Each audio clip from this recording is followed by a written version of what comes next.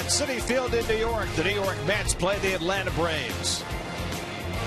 New York Mets baseball on SNY is brought to you by Empire City Casino, Manhattan's closest casino. Your luck starts here. By your local Acura dealer. By StubHub, the official fan-to-fan ticket marketplace of the New York Mets. By Geico, 15 minutes could save you 15% or more on car insurance. Visit geico.com for a free rate quote. And by Citi, preferred card of the New York Mets. And a pleasant good evening, everybody, and welcome to Citi Field. Gary Cohen, Keith Hernandez with you tonight as the Mets wrap up their series against the Braves. More on the game in just a moment, but today is a very sad day in baseball as we mourn the loss of perhaps the most beloved figure in baseball history. Yogi Berra passed away last night at the age of 90. Yogi had a magnificent career, but more than that, he was really an American original. Well, I can say that I had the great pleasure of knowing Yogi and being in his company more than a few times.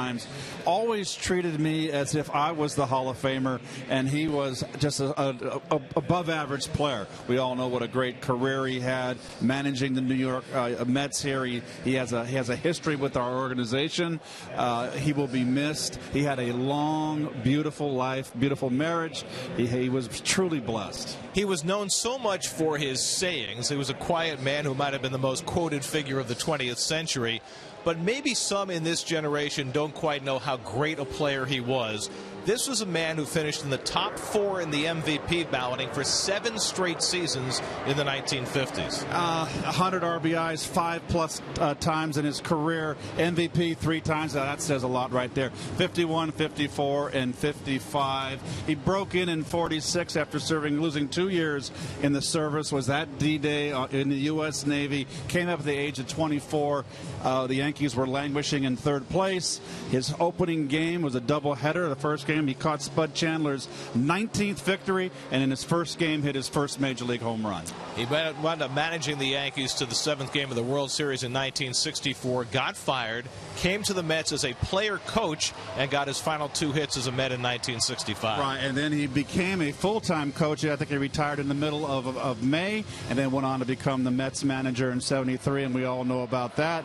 Another World Series for him that he would lose in Game 7, and no one figured the 73 Mets would ever win the National League East, let alone almost defeat the mighty Oakland A's. One of the great figures in baseball history, one of the nicest people any of us has ever met, Yogi Berra, dead at the age of 90.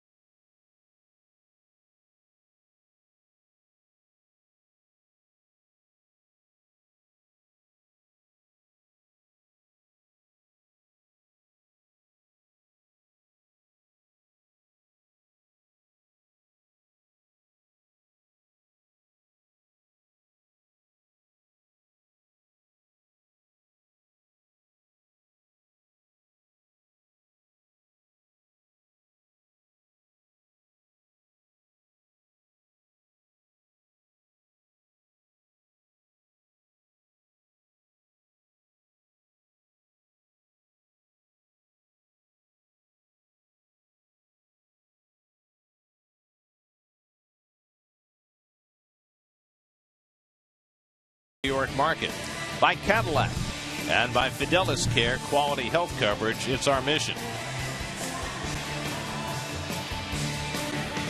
Friday, October 2nd is Free Shirt Friday at Citi Field when the Mets take on the Nationals. All fans in attendance will receive a Mets Know Your Roots t-shirt courtesy of Avoderm and Nylabone. For tickets, visit Mets.com/Free Shirt Friday. Tonight's Twisted but True Fact brought to you by Twisted Tea, the hard iced tea that tastes like real iced tea. And, of course, it's a Yogi Berra Twisted but True. Yogi was not a first ballot Hall of Famer despite his unbelievable credentials. Won 10 World Series, more than any other player, played in 14 of them. 18 consecutive All-Star games. But not elected in his first year of eligibility. Those voters can be hard. Bartolo Colon makes the start for the Mets tonight. 218 wins, trying to tie Pedro Martinez for second among all Dominican pitchers. Well, 14-12 on the year. He is leading the team in wins again, as he did last year. The 40-plus-year-old Bartolo. 30th start of the season for him. That marks the 11th season that he has had 30 or more starts. And we know against the National League East, he's 13-2, and he's undefeated so far, 4-0 against the Braves. And the hottest Met pitcher coming down the stretch. He'll go up against rookie right-hander Williams Perez, whom the Mets saw week before last in Atlanta. And defeated. He gave up 3 runs in 6 innings. He got recalled in July late, got off to an 0-6 start, but 2-1 since that 0-6 return. Mets and Braves in the rubber game of the homestand. Mets looking to reduce their magic number, which starts the night at 6. First pitch coming up.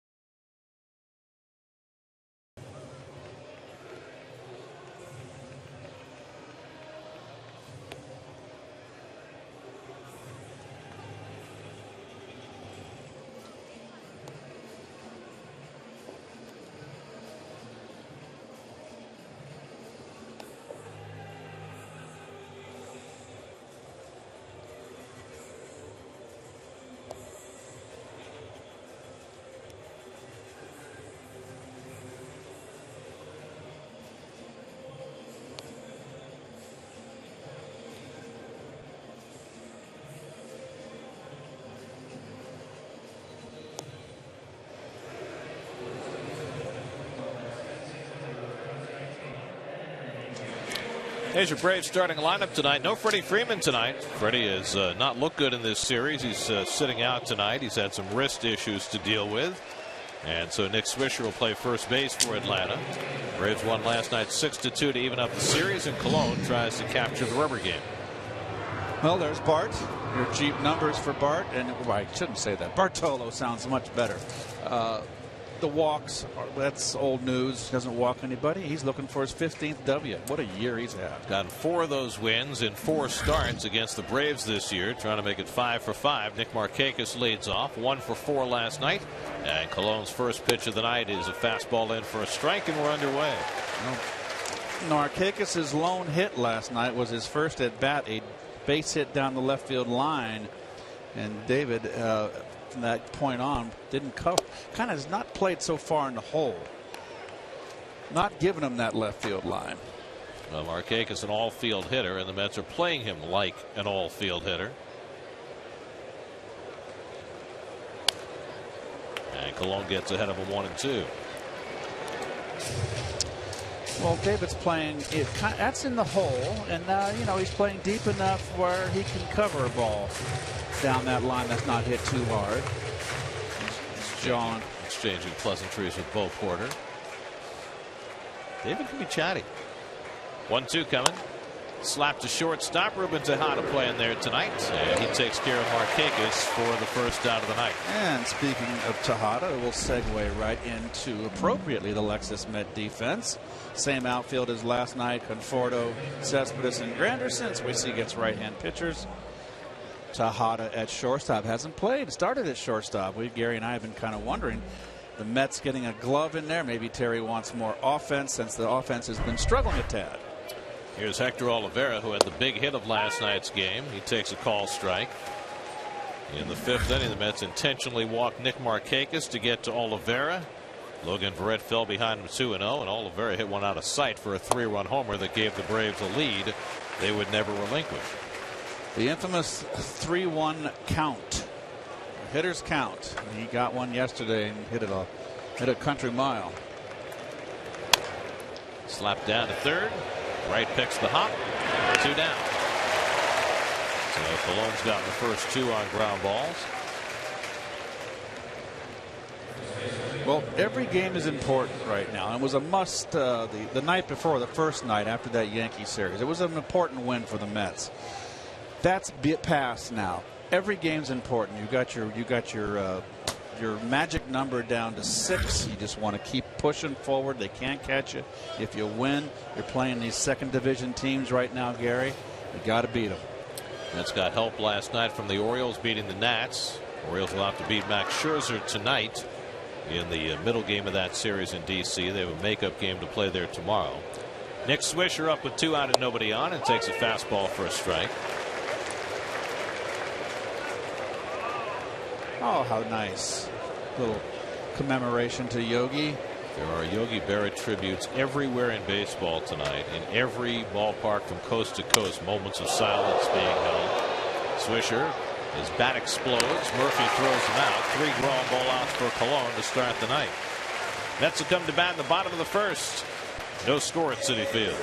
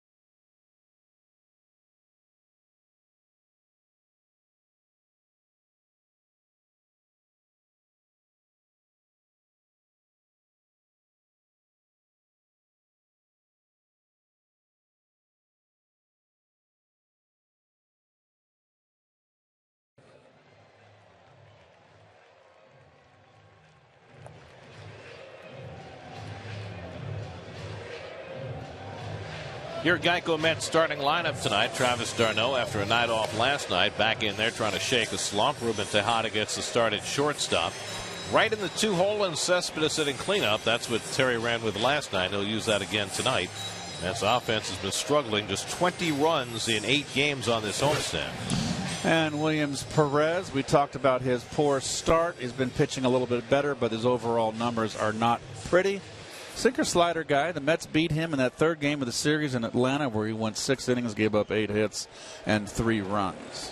Good news in Washington for the Mets. Steve Pearce hit a 2-run homer in the top of the first off Max Scherzer, and the Orioles are out to a 2-0 lead on the Nationals. Scherzer has been giving it up. Home runs. A lot of home runs in the second half of the year. Going to get a stiff neck looking at all those home runs. Granderson 1 for 6 with 3 walks in this series. And Curtis takes a fastball from Perez for a strike. And must we say that Curtis is just having a phenomenal season. .365 on base percentage, 89 walks, 91 runs scored.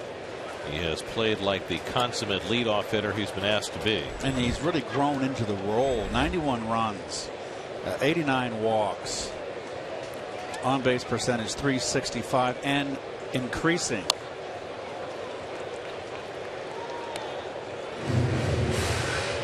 Well, you can see how his numbers in terms of runs and walks compare to last year, but he's been asked to fulfill a different role. Last year he was a middle of the order hitter. This year he's been the leadoff hitter from day one, which was not what the Mets anticipated going into the spring. Strike 3 call. Granderson caught looking.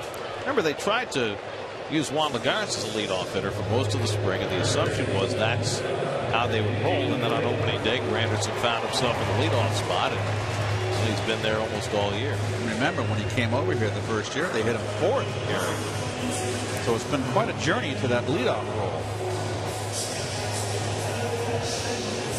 Just one of the decisions that Terry Collins has made this year that has paid off in spades. Here's David Wright.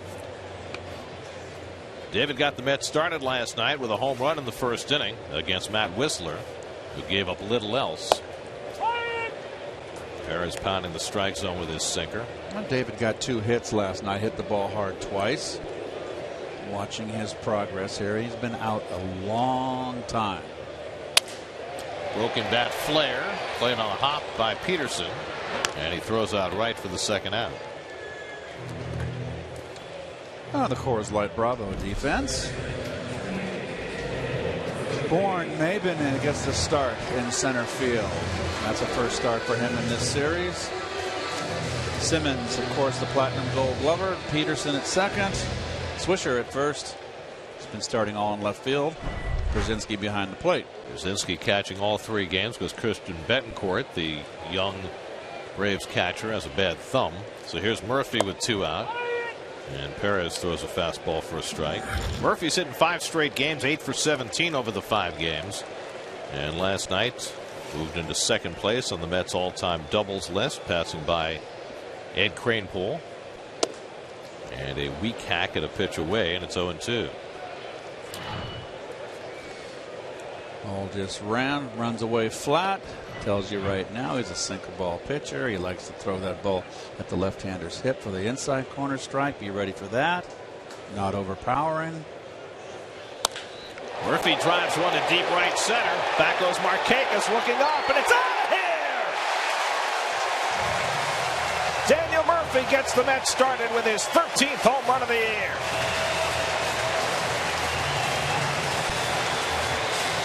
One nothing New York.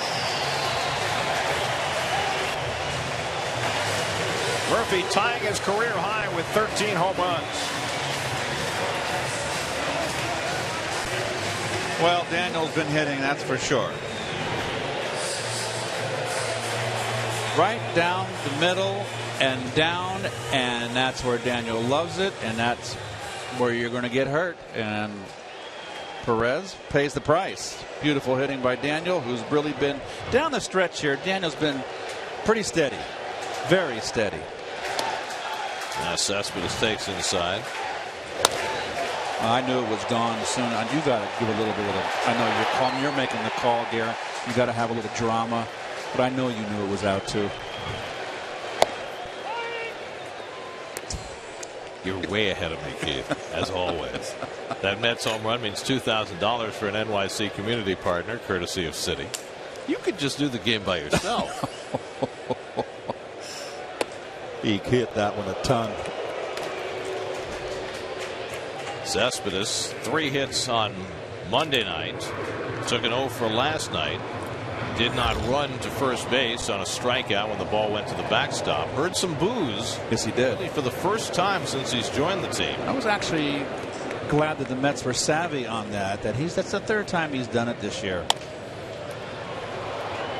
Perez handles the comebacker. Retires Cespedes to end the inning, but the Mets get the jump. Daniel Murphy behind in the count 0-2. No matter. Slams one out of the ballpark. 13 home runs for Murphy and a 1-0 Met lead after 1.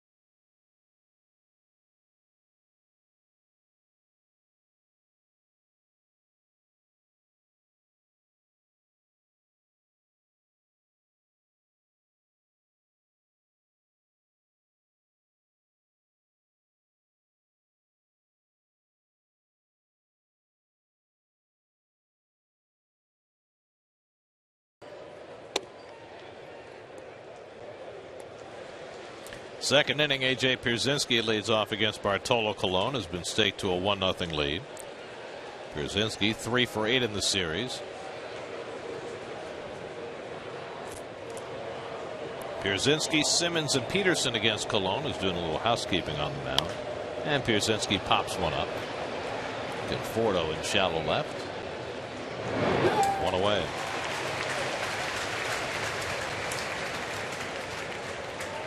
Nationals got a run back in the bottom of the first against Chris Tillman. Nel Escobar an RBI single. Orioles 2, Nationals 1.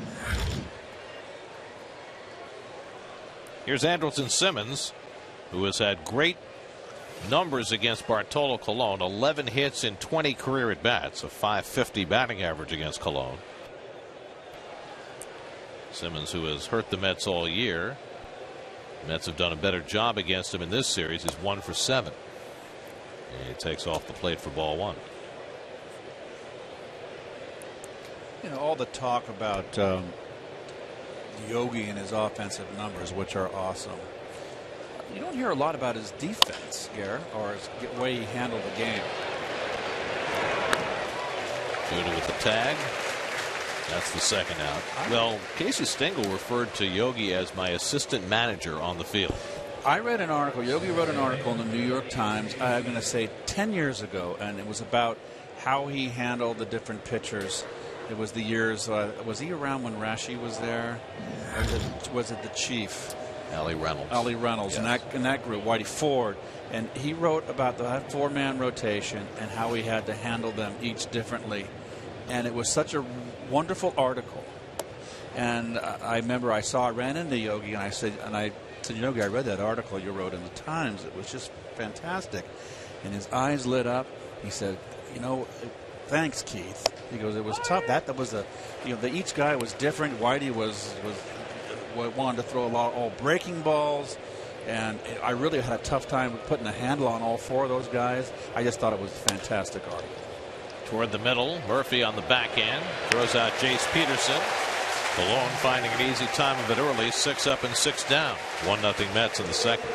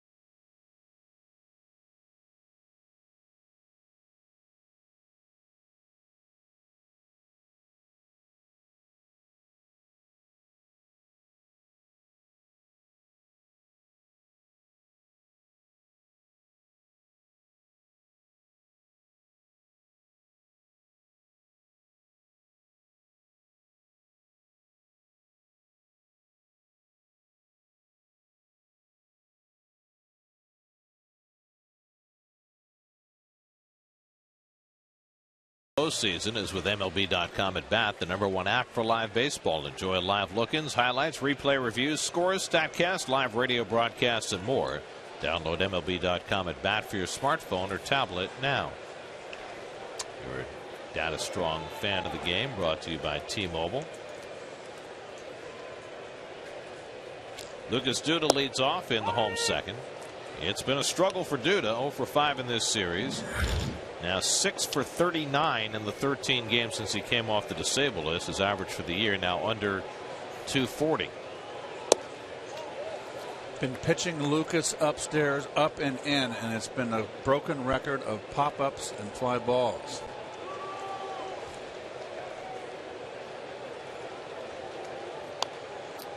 Duda thumbs one foul, and it's 1-2. Travis d'Arnaud, who's also been struggling mightily this week, on deck. Then Michael Conforto for the Mets in the second. Big shift employed by the Braves. They put the third baseman in shallow right field, Oliveira. Well, these are important days for particular folks in the Mets lineup. Mets have a very deep team right now, and as they head toward a possible, you might say probable postseason, everybody's watching. That's hit hard, and Oliveira can't make the play. And Duda's aboard. He's going to take a turn and try for 2, and he's going to make it. Good hustle by Duda. What looked like it might be a ground ball out turns into 2 bases. Well, not a ground ball out, a one-hop bullet out, but Olay couldn't get in front, hit too hard. And Lucas hustling all the way, got around on a fastball. That was more belt high. And hustles for the 2 here. This is pennant fever here, guys. That's right. Push it. So Duda snaps an 0 for 9 stretch, gets credit for a double.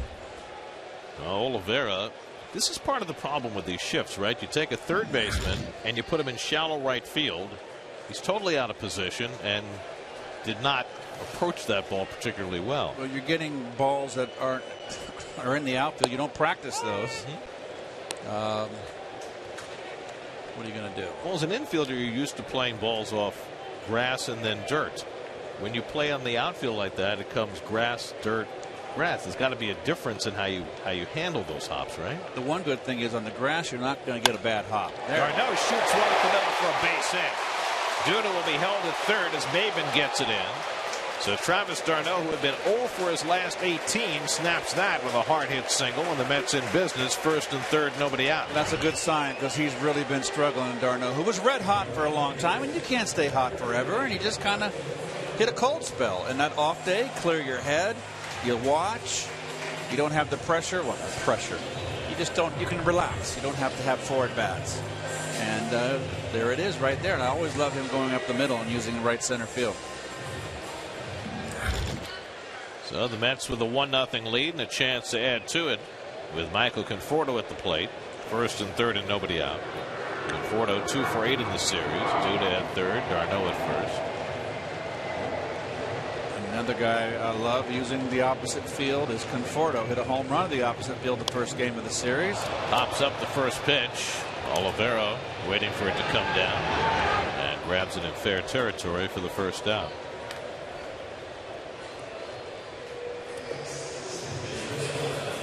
So Conforto unable to get the run in.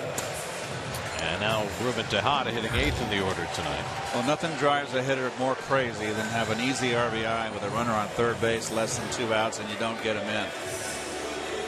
That will give you a headache. By the way, speaking of runs batted in, because we've been talking a lot about Yogi Berra tonight, and rightly so. He deserves so much tribute to his great life and his great career. Marty Noble pointed this out in his tribute to Yogi that he wrote today. Yogi played on teams with Joe DiMaggio and Mickey Mantle, and yet he led the Yankees in RBIs 7 straight years. First with DiMaggio and then with Mantle on the team. Pretty amazing. And Yogi himself, in another article, I read a quote where he said, "I gave away a lot of at-bats in my career with the bases empty.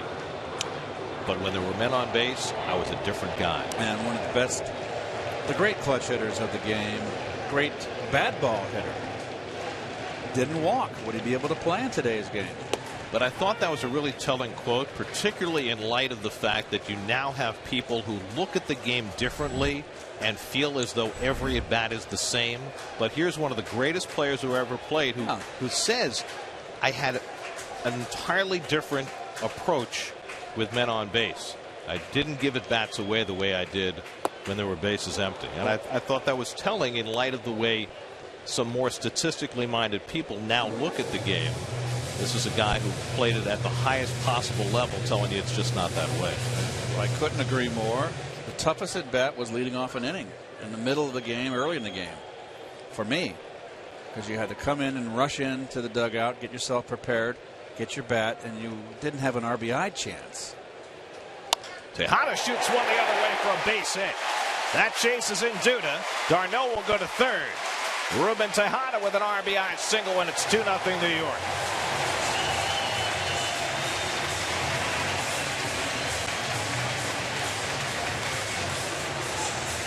Well, it just seems like every time Ruben gets sat down and gets a couple days or more rest, it's like an elixir for him. He always comes out hot. So there's a big RBI right there. Also sets up a big inning with first and third. Now we'll see if they bunt with Colon or give him a chance to try and drive the run in. Swing it. Of course, then you run the risk of the double play. He was a big double play guy, isn't he? And we'll see how Terry decides to run it here. And he's ready to swing and takes the pitch outside for ball 1. I would think this is close to Ernie Lombardi right here at the plate as far as double play, but not this big a threat. Ernie Lombardi, the great hitting catcher with the Reds back in the 30s, 40s? 40s, I believe. Yeah, 30s, 40s. But couldn't run a lick. Won a batting title, yes, or I think more than one. Now Bart showing bunt, but not quite giving it away as Tejada dives back. Colon has 8 hits, 4 RBIs, 3 sacrifices this year. It's always a mystery when he's at the plate. And he punches at the bunt attempt and misses 1-1. He pulled a D'Artagnan. He stabbed at it here. It's an epi. Pairing and thrusting. Touche. I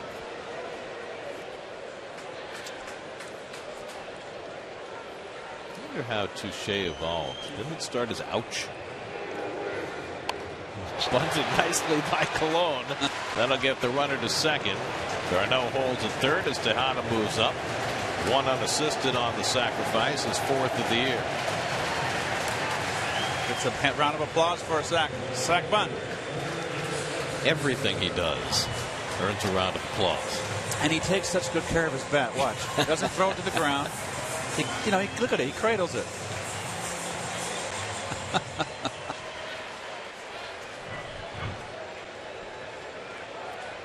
So now 2 in scoring position for Curtis Granderson, who took a call third strike his first time up. Garneau at third. Tejada at second. And Curtis takes the off-speed pitch for ball 1. Straight up in the outfield on Curtis. Pull on the infield. As far as Simmons is concerned, the 2 middle infielders are playing pull. I got another Yogi stat for you. Dave Free just dug this up. Yogi was a lifetime .285 hitter. In extra innings, .352. Mr. Clutch. Yes. Well, I always remember him with that no flap helmet, batting helmet when he hit. Granderson pops one up along the line. Peterson into foul ground. Staggers but makes the catch to end the inning. Mets had a run on Ruben Tejada's RBI hit. Lead 2-0 after 2.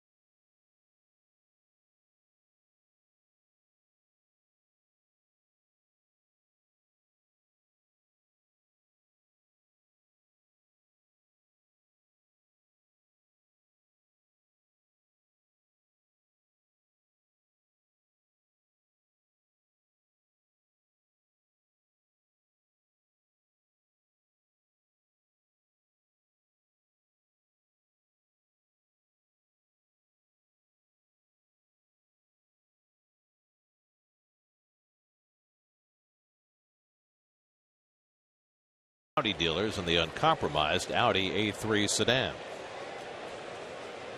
Traffic on the Shea Bridge tonight. Very voyeuristic view there.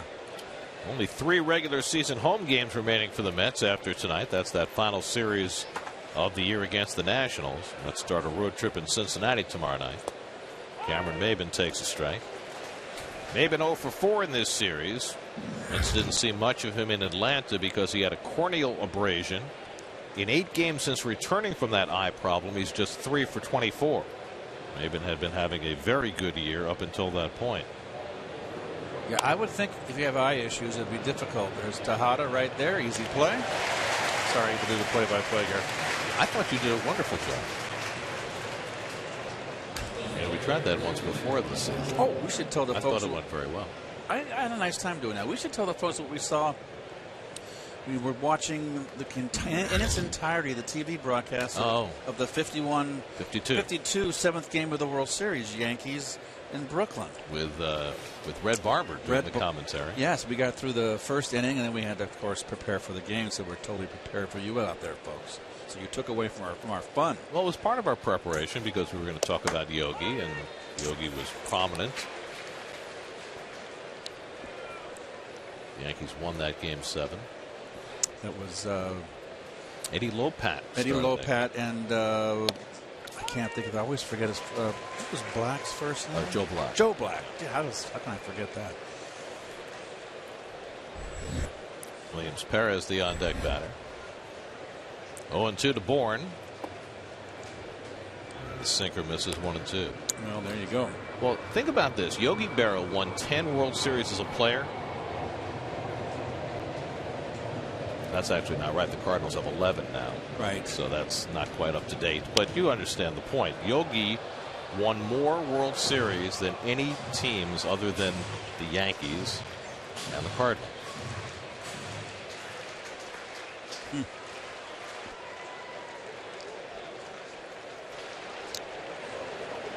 Did the Cardinals just win their 11th this week? That slapped to short and picked up on a short hop by Tejada, and he throws out Bourne 2 out. Caught our guys by surprise.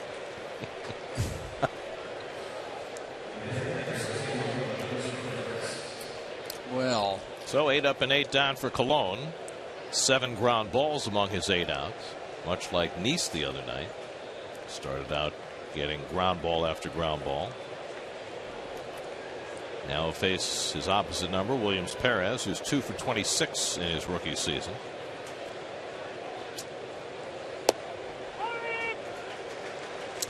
Well, there was hope that the Mets would be able to clinch here in the ballpark in this homestand, but that is not happening. And if they keep the pedal to the metal, it's going to be done somewhere in this road trip, more than likely. And we're not getting ahead of the game here because the Nationals aren't going away. You know, if you'll recall, the last time the Mets clinched a division title in 2006, we thought they were going to clinch on the road. They got swept in Pittsburgh, came home and clinched at home. You just never know. 9 up and 9 down for Cologne. 2-0 Mets in the third.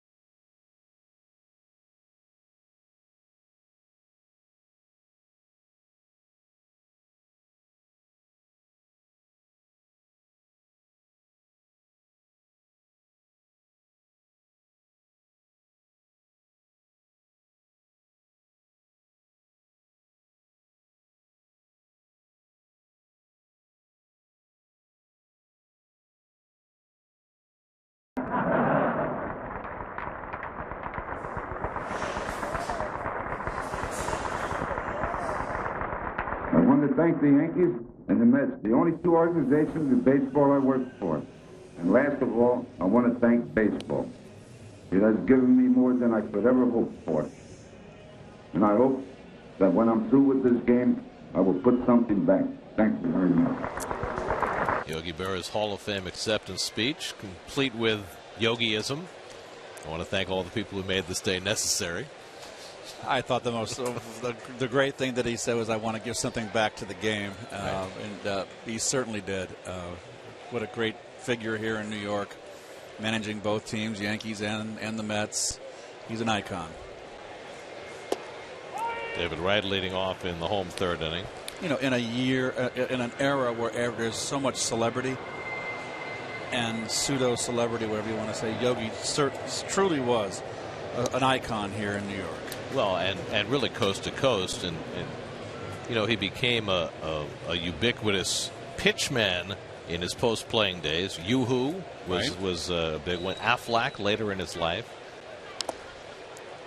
And so he kind of stayed in the public eye. And you know, how iconic do you have to be to have an iconic cartoon character named after you? You're right. Although the people who created Yogi Bear insisted for years that they did not name Yogi Bear after Yogi Berra. Ranger Rick? Because then they would have had to pay royalties. Oh, I see. Well, I said earlier, and it's probably the case, or something close to it, that Yogi, despite being a very soft-spoken man, was maybe the most quoted figure of the 20th century. And it's probably also true that at least half of the sayings that were attributed to him, he never said. Exactly. There's a quote. David Wright down on strikes. Second strikeout for Williams Perez. The way the whole Yogi-ism legend began was with the end of the playing career of Joe Garagiola. Joe grew up with Yogi in St. Louis and became a broadcaster, and a very funny one, and used Yogi's lines for comedy. And you know, some of them Yogi might have actually said, and some of them might have been Joe Garagiola's creations. Well, they both grew up together on the Hill, which was an Italian neighborhood in St. Louis. And then Garagiola had a wonderful career, went on to the Today Show. And so it gave a national venue exposure to Yogi. And it was all totally in fun and enhanced his legend. Murphy drives another one out to center field. This one's playable, and may have been back to grab it for the second out. So Murphy homered his first time up, gives that one a pretty good ride, and there are two out. Now Cespedes, who hit a comebacker his first time up.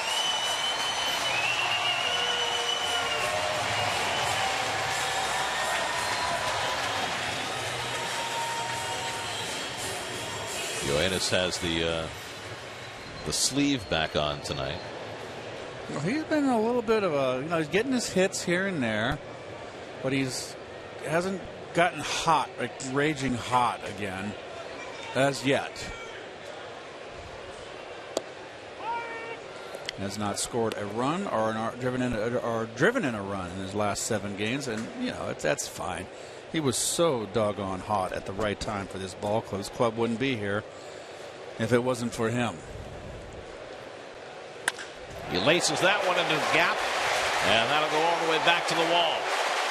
Cespedes races to second. He's going to take the turn and try for 3. The relay throw by Peterson to third, and it gets away, and Cespedes will stay put as Williams backs up the throw.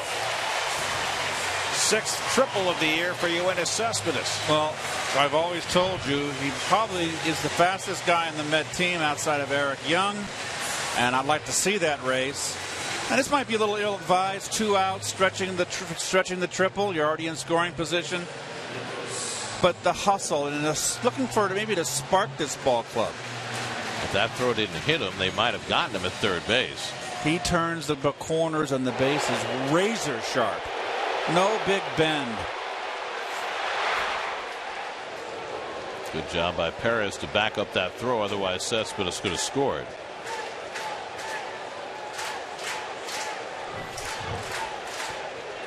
So Cespedes now with 82 extra base hits, which is the most in the majors. He's at third with 2 out for Duda, who doubled his first time up. And they're just keeping the ball inside on Lucas.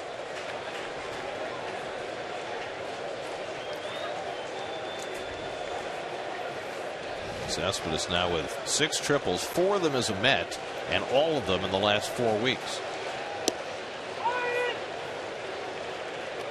And there are your Major League extra base hit leaders, with Cespedes at the top of the chart, presented by DraftKings. Play daily fantasy baseball for free on DraftKings.com. Enter promo code NYN for free entry.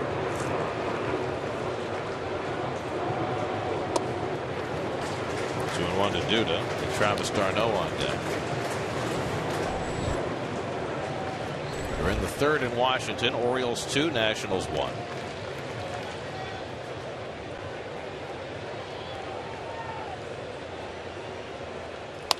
And that's pulled foul. Ooh, nice on the carom. Nice play. So if they're going to keep the ball in on you, fastballs and changeups, do you adjust by moving away from the plate a little bit? You would definitely want to look in, and maybe for 2 strikes. Absolutely. They keep the changeup inside. It's 3-2. But you know, pulling it foul, like Lucas has been pulling a lot of balls very much foul. That's not getting anything done. It's just a loud strike.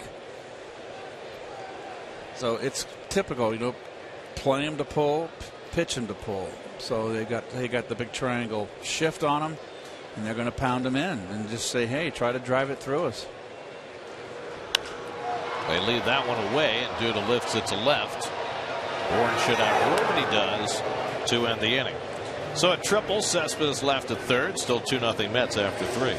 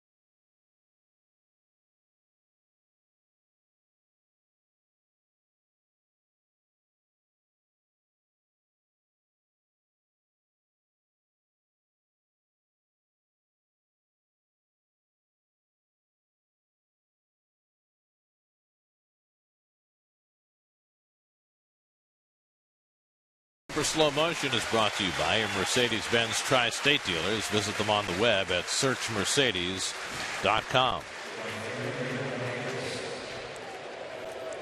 Fourth inning at Citi Field. Mets lead the Braves 2-0. Bartolo Colon has gone perfectly through Atlanta the first 3 innings, much like Sherman. he's not pulling up railroad ties as he goes, too. No need. Just 26 pitches through 3 innings for Bartolo. Nick Markakis takes a fastball for a strike. So not only is Colon perfect, but he's doing it quickly. Markakis grounded out to short his first time up. Oliveira and Swisher to follow. Second time through the order. And Markakis lifts one to left center. Easy for Cespedes. One away. Let's check in with Eamon McEnany, whose report tonight is brought to you by StubHub. Eamon? Thanks, Gary. I had a chance today to talk to 2 of the members of that 1973 National League Championship ball club that Yogi Berra managed. And Jerry Koosman told me that Yogi Berra was the right guy at the right time. He said the entire franchise was mourning the loss of Gil Hodges, and his soft-spoken demeanor was exactly what the players were looking for. As Oliveira flares that out to center field, Cespedes makes the grab. He said he was soft-spoken by nature, but he carried a big stick because the players had such respect for Yogi Berra that he carried a lot of weight in that clubhouse. And Rusty Staub told me that as impressive as Yogi Berra's baseball career was, an even bigger story was who he was and the amount of lives he helped. Rusty joked that Yogi Berra was like the Pope, appropriately enough this week. He said because for those who met him and knew him, you loved him. And even if you never met him, you felt like you loved him. And then Rusty said it pretty perfectly. He said the amount of warmth generated by that one man in his life is enviable. He led a great life, without question. You know, nobody ever said a bad word about Yogi Berra. Almost. Not starting George Stone in Game 6. Oh. About the only bad word I ever heard anybody say about Yogi. Started Seaver and Matlack on short rest, and they lost Game 6 and 7 of that World Series. Stone went 12-3 that year. 1-1 to Nick Swisher, who grounded out his first time up, shattering his bat in the process. This time he rolls one out to Duda, and that's 4 perfect innings now for Bartolo Colon with only 32 pitches. We're celebrating 10 years of Mets baseball on SNY. After the break, we'll go back and relive another one of the thrilling moments from the past.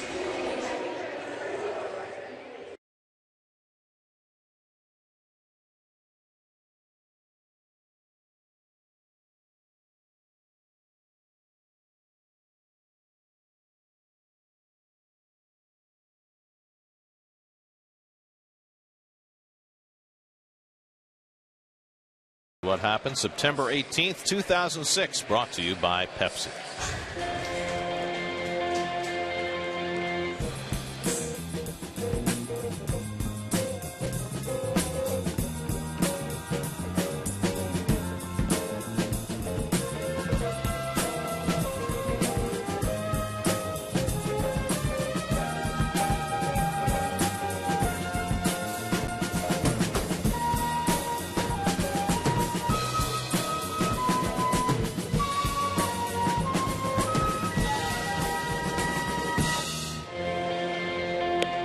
Last celebration. It's a long time ago. Earlier today, fans were asked to tweet their memories to @SNYTV using hashtag SNY10years.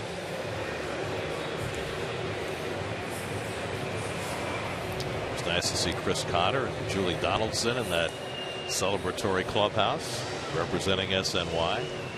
Our director Dan Barr was in that clubhouse. Julie getting a dousing as well. Julie was very fortunate. She was wearing a sweater. She got doused.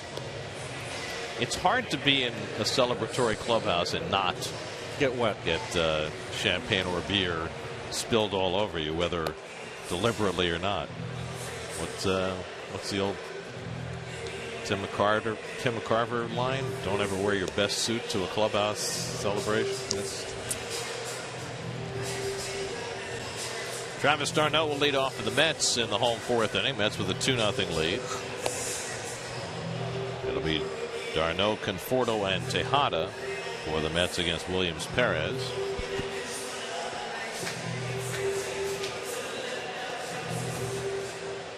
Gosh, what was that song? Travis. Got a headache listening to that. Oh. Not a Drake fan? Oh. Gotta go on an airplane and go to Cincinnati. It's a long day, a long night. Darno snapped an 0 for 18 stretch with a base hit up the middle his first time up. That led to the second Mets run. And he takes a breaking ball for a strike from Perez.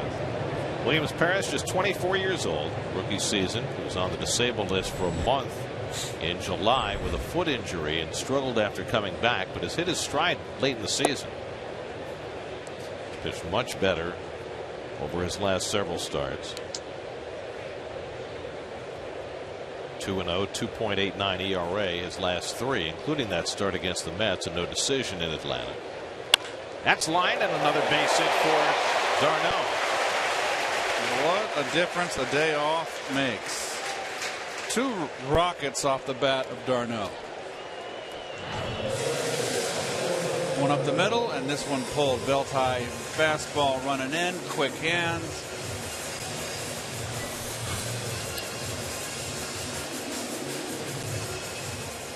So the Mets have their 6th hit of the night. And now Michael Conforto came up with first and third and nobody out in the second inning and popped up the first pitch he saw.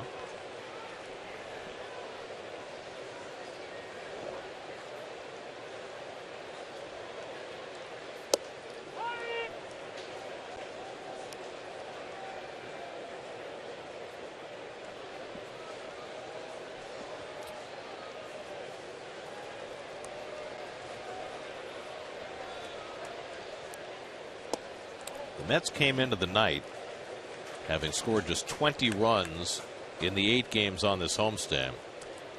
And Terry Collins, after the game last night, somewhat surprisingly said, "It looks like we're tight." You don't often hear a manager say that publicly about his team. No, you don't. And he made a couple moves last night. He pinch hit for Lucas Duda against the left-hander. You know, it's very rare that there's the offensive numbers. It's very rare when you have a championship team that is a team that has a platoon. Right. The Mets very well could have that this year. Line to center, but right at Maben. And Conforto retired on a hard hit ball for the first out. I mean, it's not etched in stone. I mean, there have been championship teams where they've had platoon players, but I get the feeling that Terry's got a little prod and put it in the fire and kind of stirring the pot a little bit. It's going to be fascinating to see what the Mets do for lineups when they get to the postseason, because they have been platooning so much, and they will see a lot of left-handed pitching when they get particularly to that Dodgers series, if that's the way it turns out. Whether Terry wants to have a set lineup or whether he'll use a number of platoons. Here's Tejada, and he shoots one toward the hole, and Tejada's got his second hit of the night. Darno pulls in at second, and the Mets have 2 men on. So Tejada's 2 for 2. Inside out here. That's why I say Ruben could hit and run.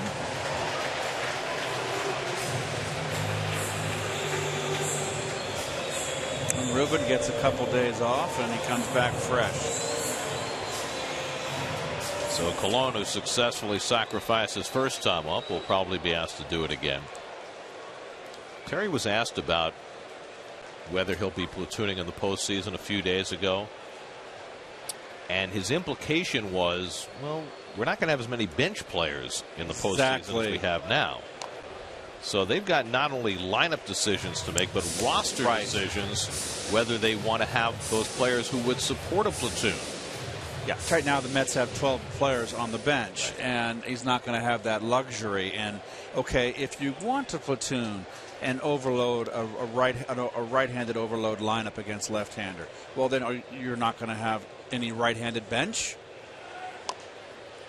Bunted. It's a fair ball. The throw goes to third, and the relay by Oliveira for the double play. Ball just stayed fair.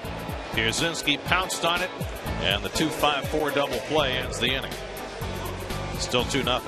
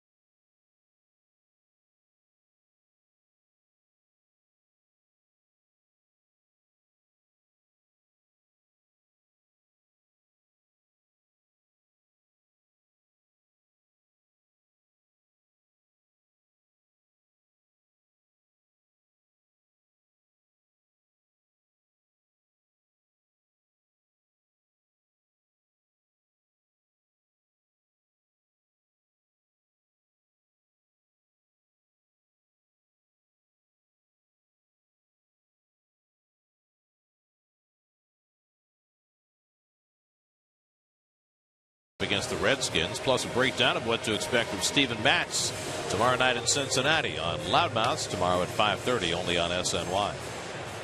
Steve Matz gets a second crack at the team he made his major league debut against, the Cincinnati Reds. That very impressive game with the arm and the bat against Cincinnati.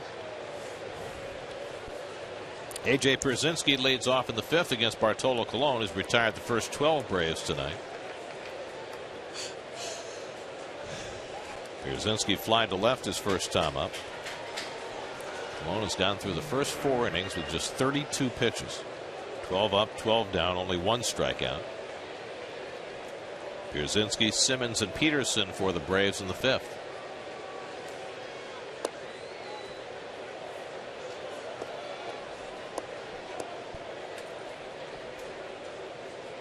He has not gone to ball 2 on any batter so far tonight. And now he has. 2-0. Hart comes in having walked 23 batters, now in 186 and a third innings. Just a shade over 1 walk per 9 innings. Best in the league. Pierzynski drives one to right, but Granderson slides over to get it. 1 out. That's the hardest hit ball for the Braves so far tonight. Last year we were in Seattle in July, and Colon retired the first 20 Seattle Mariners that day. 6 2/3 before Robinson Cano broke it up with a base hit. Tonight, Colon has retired the first 13 Braves.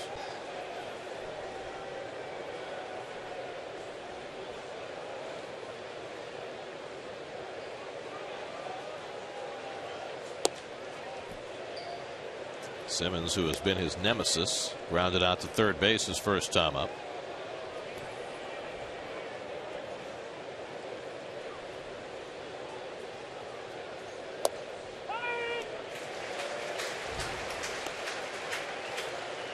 This is your typical Bartolo Colon game. Well managed. 37 pitches. A little off here, a little something there.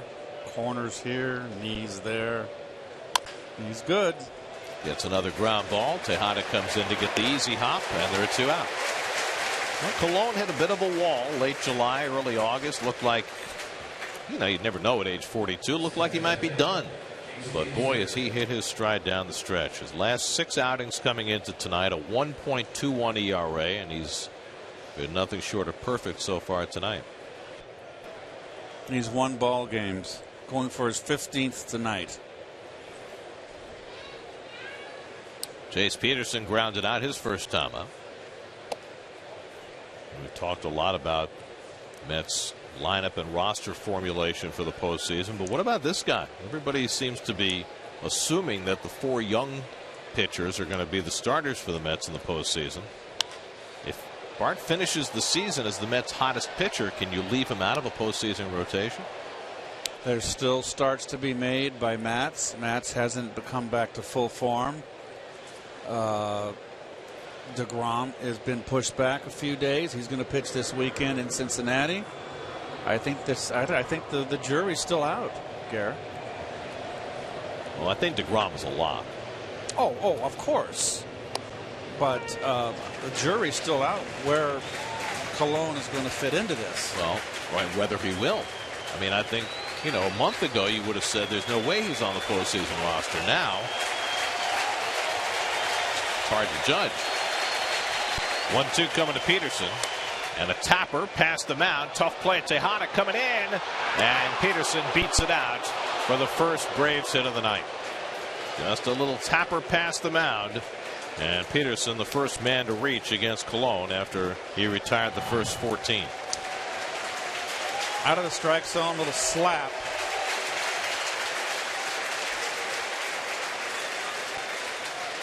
Good speed right there. Here's another thought too, Garrett.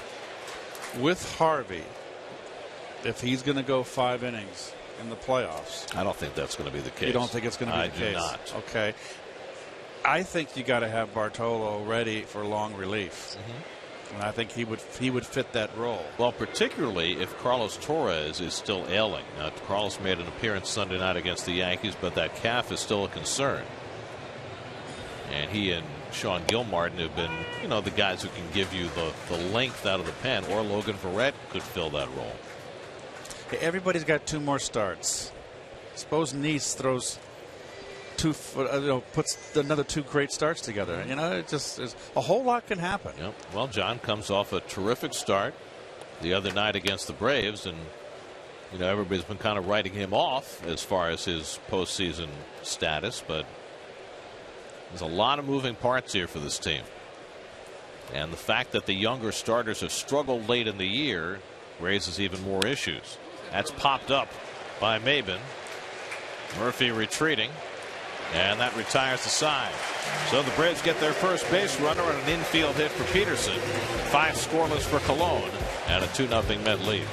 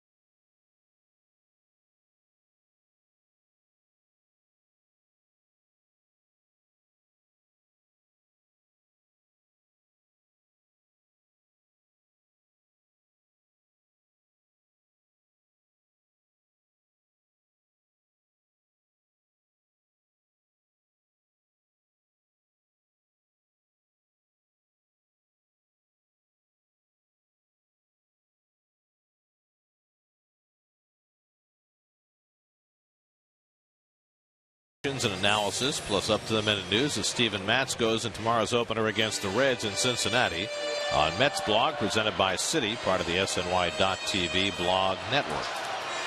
5th inning recap brought to you by Delta. Daniel Murphy homered in the first. Ruben Tejada drove in a run in the second. Bartolo Colon has been close to perfect, and the Mets have a 2-0 lead halfway through. Third time around the batting order, Curtis Granderson takes outside from Williams Perez. Granderson has struck out and fouled out 0 for 2. He just missed one his last at bat when he popped up in that second inning with runners on second and third to second base, short right field. Just missed it. Perez has had to step around a number of difficult innings. 2 similar type pitchers, 2 control pitchers, 2 pitchers that move the ball around. Obviously, Cologne more polished. That's of 7 hits against Perez in the first 4 innings. He hasn't walked a batter, but he's behind Granderson 3-0. By the way, Curtis has taken the first pitch in all 3 plate appearances tonight. He's now taken the first pitch in 36 consecutive plate appearances. He's been terrific. And he's taken the first pitch 91% of the time this year.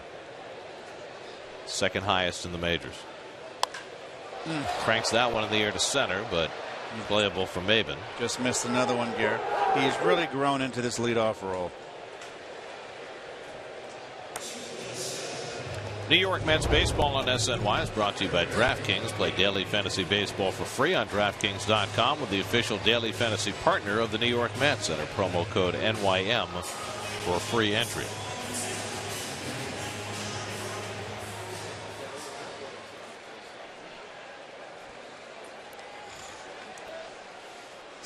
Here's David Wright, who's grounded out and struck out.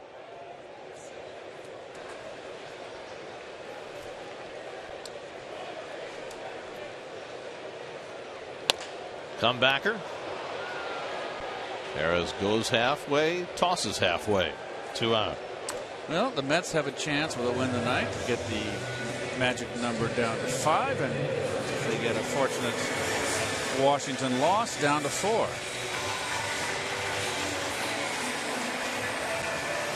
There you are right there, how it's going on right now in Washington. Game's now gone to the 5th, still 2-1. There are the standings. 6.5 up with 11 to play, including tonight. Magic number 6.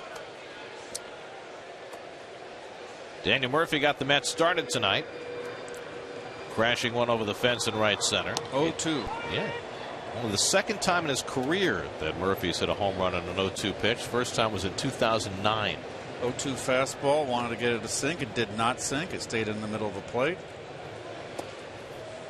And this is what Daniel did with it.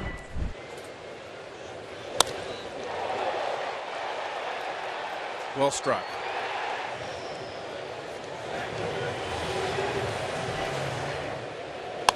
He pulls that one to right, but Markakis right there to grab it. And that retires the side. A hard out for Murphy. First 1-2-3 inning of the night for Perez. 2-0 Mets after 5.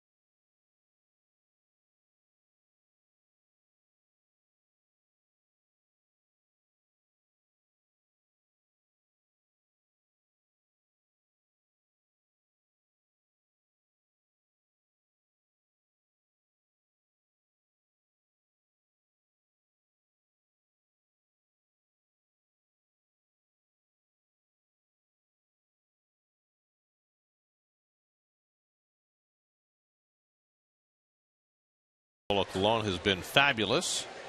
Williams Perez has been okay. Mets with a 2-0 lead as we go to the 6th. 8-9-1 in the Braves batting order. Michael Bourne leads off and flies the first pitch foul. 0-1. Pitcher Perez on deck. And then Nick Markakis for the Braves in the 6th against Colon, who got through the 5 innings with 44 pitches. Only 1 base runner, only 1 strikeout.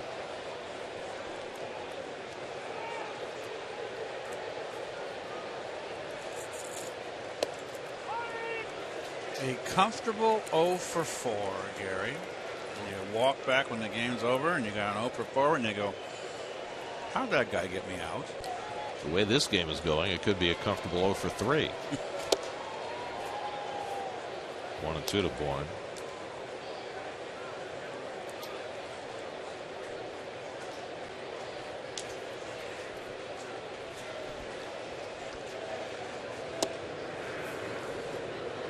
talking a lot about Yogi Berra tonight. I don't think we mentioned this. 19 years in the big leagues. Never struck out more than 38 times in a season. Yep. Didn't walk either. I think I saw the most walks he had in the season, and I could be off one or two, is 68. He was a swinger. 66? He was a swinger. And loved that high ball. You mean the high pitch? The high pitch. Told Derek Jeter, who kept on swinging at that high ball, he said, well, don't swing at it. But you did. But yeah, but I could hit it. He did. I mean, he was a great bad ball hitter. Yes, he was. That's part of what made him as good as he was. It was nothing you could throw Yogi and think, well, I'm going to get him out with it. I think of a lot of hitters that way. Bourne takes high for ball 4. First walk given up by Colon tonight. So the Braves have the leadoff man on in the 6th with the pitcher coming up. Let's check in with the studio. Kareth Burke has a game break brought to you by Honda.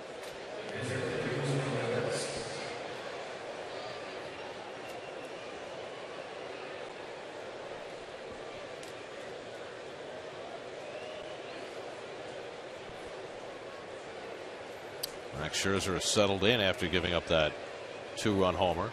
Scherzer's given up 17 home runs since the All-Star break. That's the most in the majors. That's remarkable. He pitches in a fairly big ballpark. Perez bunts it back to Colon. His play will be to first. Sacrifice 1-4 for the first out, moving Bourne to second. First time tonight the Braves have had a runner as far as second base. Saw this note today, and it's not really fair because the eras are so different. Talking about Yogi and his strikeouts. Bryce Harper at age 22 has already struck out more times in his career than Yogi Berra did in his career. I believe it. Yep. I mean, part of that is just how the game has changed. And we talked about this with Ralph Kiner so much when Ralph used to join us. Right. That it used to be an embarrassment for hitters to strike out. Right.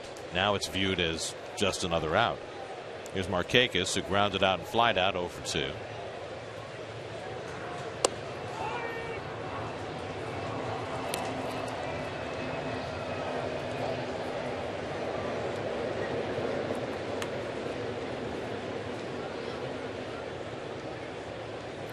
On working with a runner at second for the first time tonight.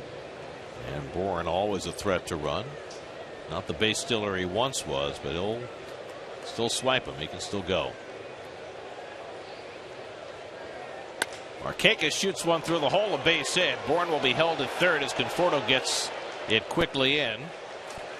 And so now the Braves have the tying runs on base. First and third and 1 out. Once too often in the well there for Colon against a veteran hitter. Markakis stayed away from him the first 2 at bats. Markakis set up away and takes advantage. Now Colon's in a tough spot. It's 173 hits now for Markakis. Only 2 players in the National League have more. And now Hector Olivera, who hit the big 3-run homer in last night's game, bats here with 2 men on. Bourne at third, Markakis at first and 1 out. So Colon with his first crisis to deal with. Oliveira's grounded to third and flying to center 0 for 2.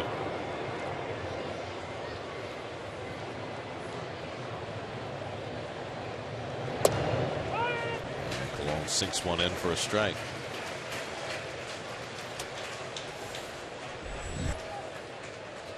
Nick Swisher hitting third in the order tonight. Freddie Freeman sitting out.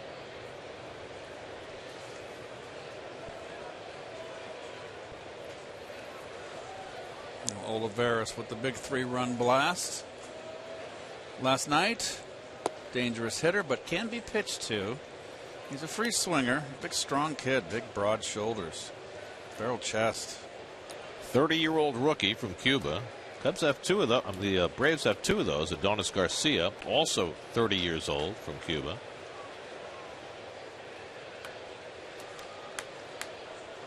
Olivera came over from the Dodgers after signing a 6-year deal with them. Has to move his feet, and it's 2-1. It's clear what Colon is doing here. He's throwing nothing but sinkers, trying to get the double play ball from Oliveira.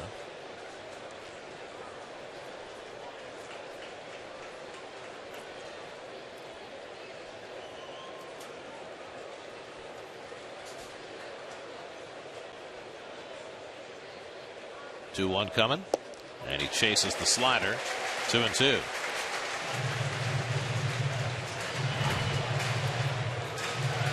Well, he moved him off the plate inside and then throws the old bait down and away slider.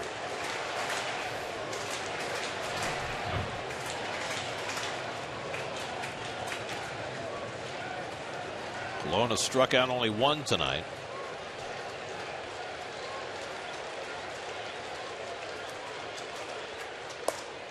Check swing, and Oliveira laid off the slider. Now it's 3-2. Barely. He's not going to get the ball out over the plate this time. He saw what happened last night, Colon, on a similar count. You said Markakis here? No, too much of a strikeout guy. It doesn't really matter. You're playing a season that you could. I wouldn't. Not going.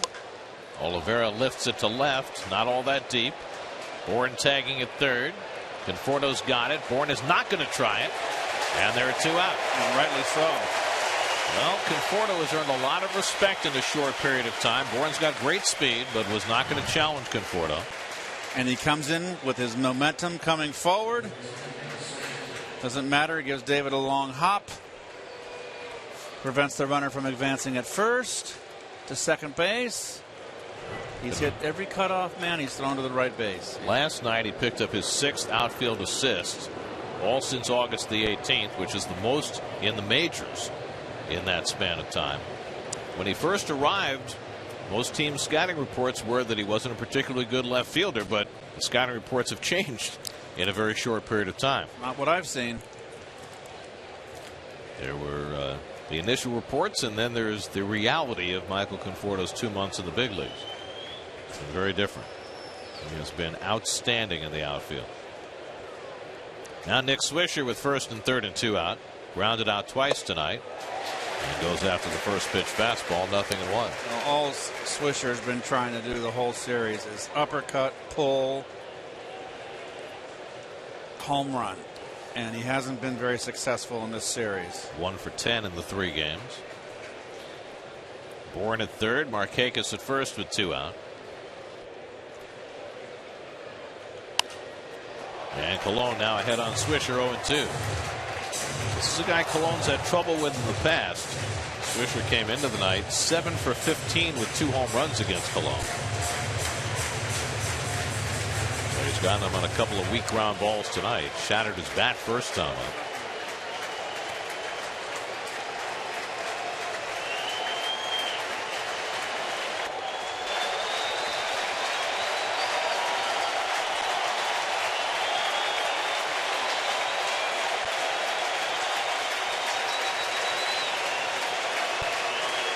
Two to Swisher.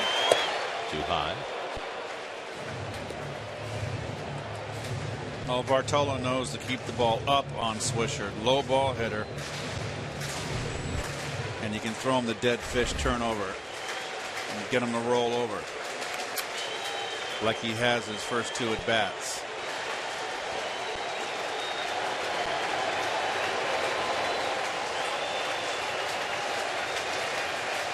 Now the 1-2. Could get him to chase that one. 2-2.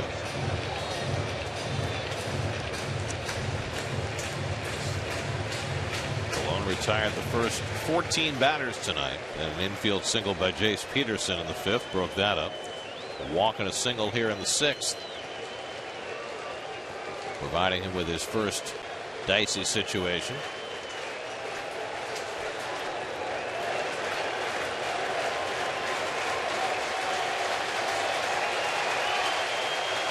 Two.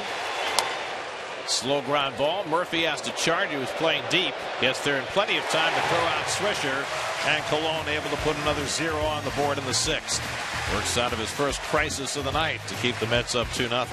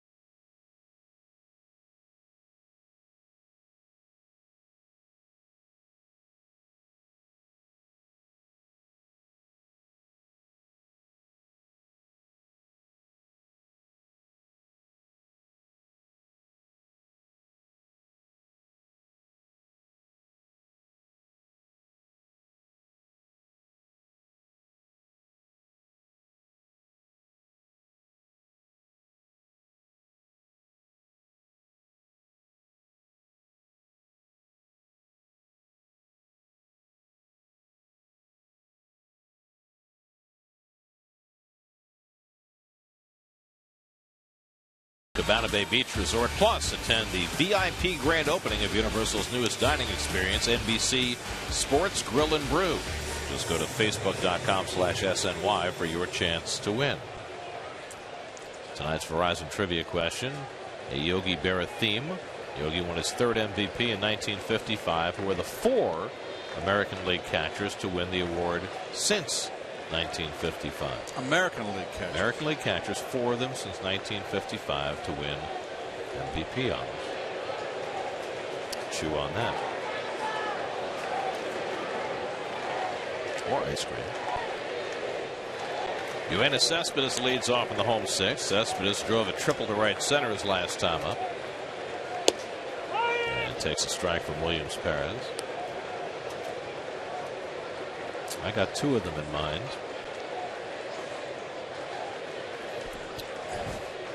Maybe 3. Broken bat, right back to Perez. 1 out. There were the 2 guys with the same nickname. Did they both win MVPs? American League wasn't my bag.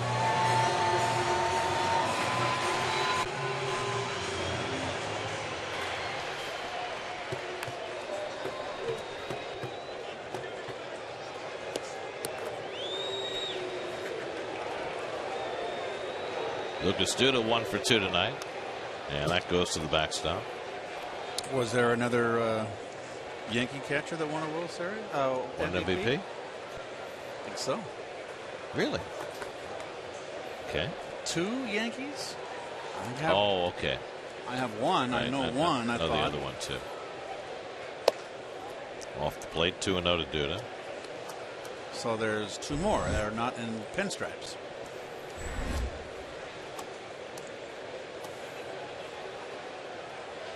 How about the kid who won the batting title? Did he win an MVP? Catcher won a batting title in the American League? Yeah. Come on. Northern. Think North. Oh. That's a strike. 3-1 to Duda. Remember we saw snow there a couple of years ago? Oh, yes. Of course. Left-hand hitter. Yeah. There's ball 4, and Duda's on with Williams Perez's first walk of the night. God, he's forgotten, isn't he? Yeah, well, his career's kind of gone backwards a little bit.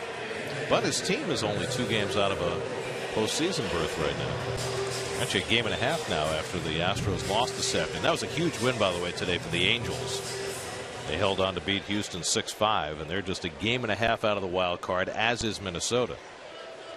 Houston's got a huge series coming up this weekend against Texas, trying for the division title, but they may be hard-pressed to hang on to that wild card. Are they playing them home or away? They're playing them in Texas, right? Yeah, I think so. Oh, no, they're in Houston. Right, Texas swept them, that's right. Swept them 4 games in Texas. 3 games this weekend in Houston. There's the wild card. The Yankees, with a huge win last night over Toronto, secure in that first spot, but Houston looking dicier by the day after losing to the Angels for the 2nd straight day.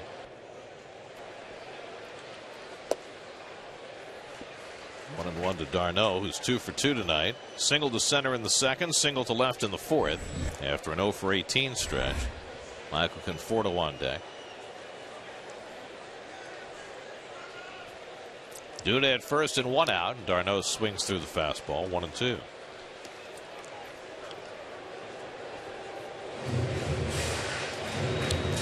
Williams Perez facing the Mets for the 4th time this year. He got his first career save against the Mets here in June. He's made 2 starts against them as well.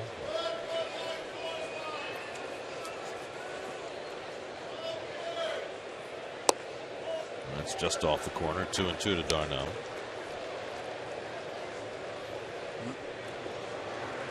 The Mets have had their chances to blow this game open, just can't get that big hit. I just think if you score a couple runs off this Brave team, they'll lay down and die.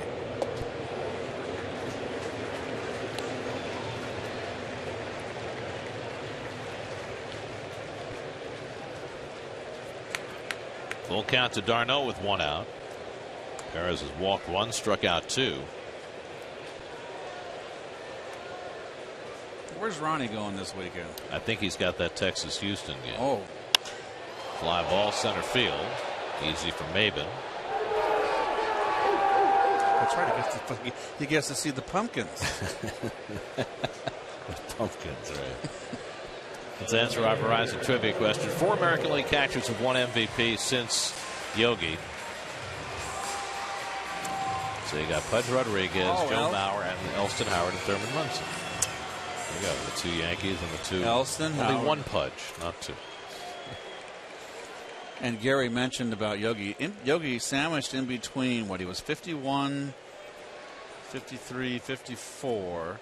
He finished second in the MVP balloting in 52 and second in 55. 7 straight years he finished 4th or higher in the MVP, 50 through 56. That's amazing. And he never led the American League in any offensive category in any of those years.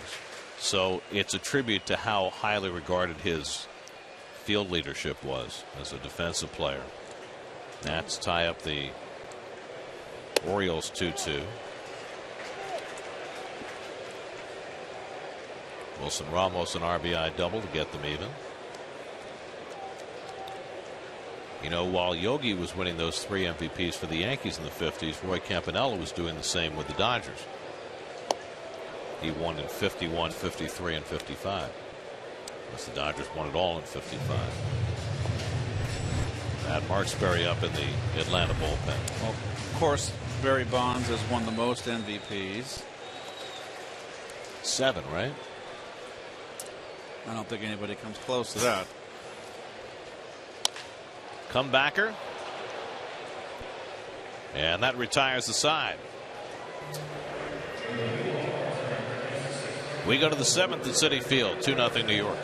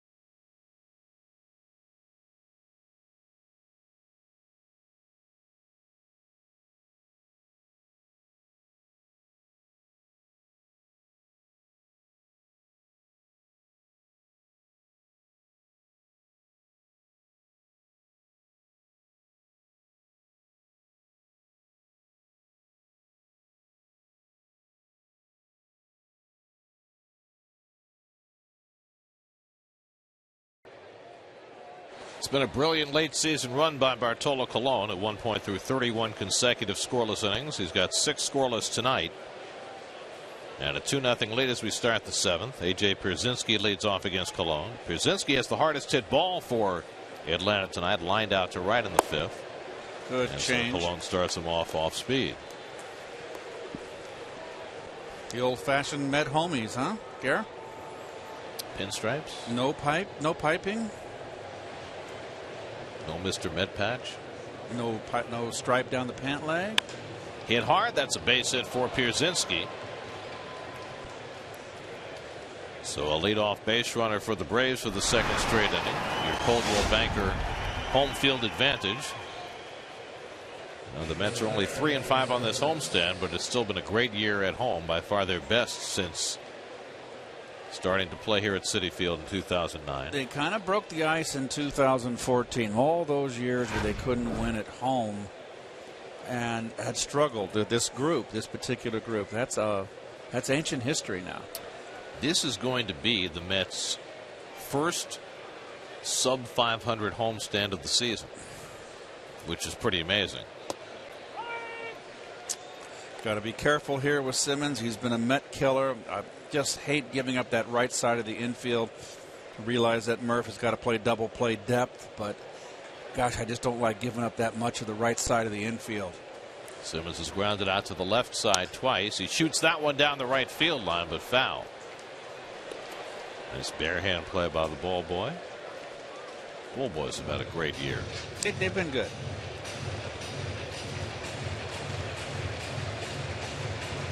MVBB. That's a big ball boy.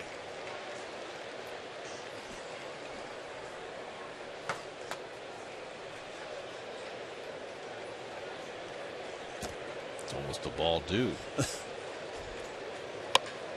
Looper over short, a base hit for Simmons. That ball clunked off the bat, but he got it over Tejada's head. So back-to-back hits for the Braves to start the seventh. And not a clunk. It's good hitting. It's a changeup out in front, and you let go with one hand, and you make contact with it right as you're snapping your wrists, and you hit that line drive. That wasn't even a soft liner. But the sound was a clunk. Right, but that's good hitting. The pitcher's going to have to just shake his head there. So now it's Jace Peterson with the tying runs on base and nobody out. Mets to start getting the bullpen going. And Dan Warthen will head out to the mound to buy some time. Well, Colon was practically perfect for the first 5. Got out of trouble in the 6th. Now finding trouble in the 7th, and Addison Reed quickly to work. And Peterson with a home run last night started that 4-run 5th inning rally for the Bravos with a solo shot leading it off. Peterson was the first base runner for the Braves tonight after Colon had retired the first 14. A little number past the mound that went for an infield hit. Peterson runs well. Tough guy to double up, but this is what Colon is looking for. Got the slow-footed Przinski at second base. The proverbial base clogger. Simmons at first. Wright playing it on the grass at third. And Peterson squaring. Wow. That's a little surprising. So playing spoiler here, Freddie Gonzalez. I think Peterson missed a sign, and Bo Porter's going to call him down.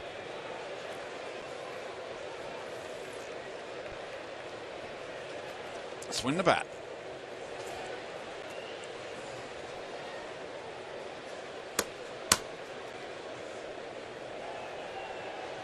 Colon's now given up 4 hits on the night. Wright comes a step closer at third base. Duda creeps in at first, but this time Peterson ready to swing, and he takes ball 2. Good pitch to hit now for the hitter. Kind of believe that Colon's going to just throw a little dead fish roll over sinker and try to get the young Peterson anxious to roll over into a double play.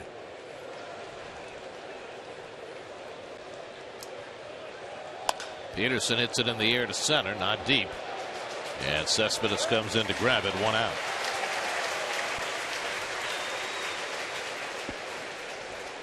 So a big first out for Colon. Now he's got Maben coming up, who has really been struggling. Maben has grounded out and popped up 0 for 6 in the series. 3 for 26 since coming back from his eye issue. We saw Maben in Atlanta. He could not even wear his contact lenses. He was wearing glasses all the time because he just had such a problem with that eye. Now he's got the contacts back in.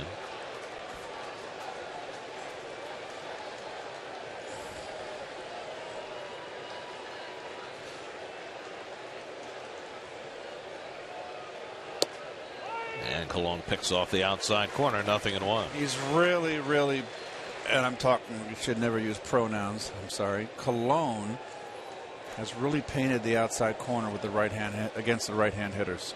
Really, it's been a good pitch for him.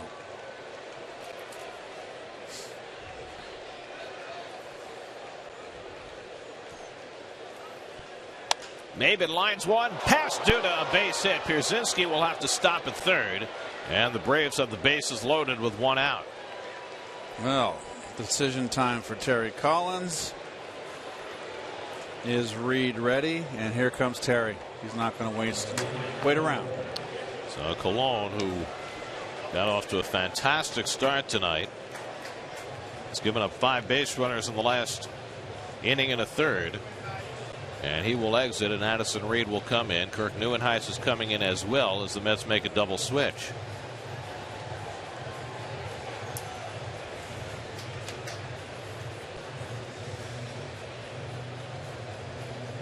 So Colon will exit with the Mets hanging on to a 2-0 lead in the 7th. Call to the bullpen brought to you by Verizon. We'll be right back to Citi Field.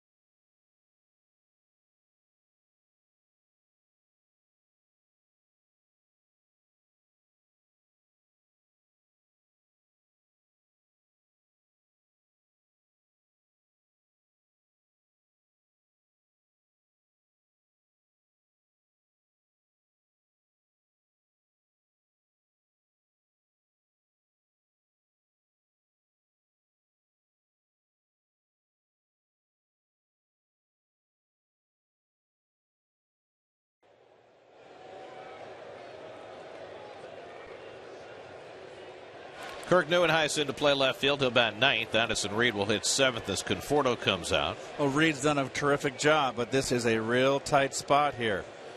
Bases loaded, 1 out. Mets up 2-0 in the 7th. Michael Bourne, the batter. Tough man to double up. And Reed misses high with a fastball.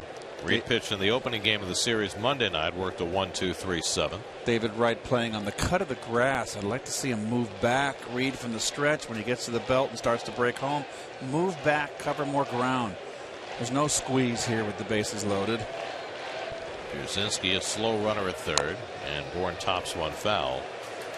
It would take a pretty good fly ball to get the run in from third, particularly to left or to center. To right where Granderson doesn't have a great arm, then Pierzynski has a little better chance. Nats have taken the lead on the Orioles 3-2 in the bottom of the 5th. Anthony Rendon sac fly to put him in front.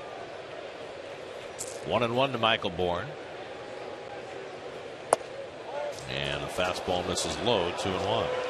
Freddie Freeman has come out on deck to be a pinch hitter for the Braves, with the pitcher's spot due up next.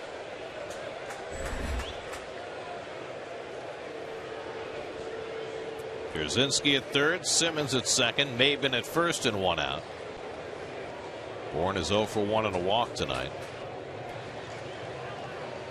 And now Reed behind 3-1. Just both pitches just missed.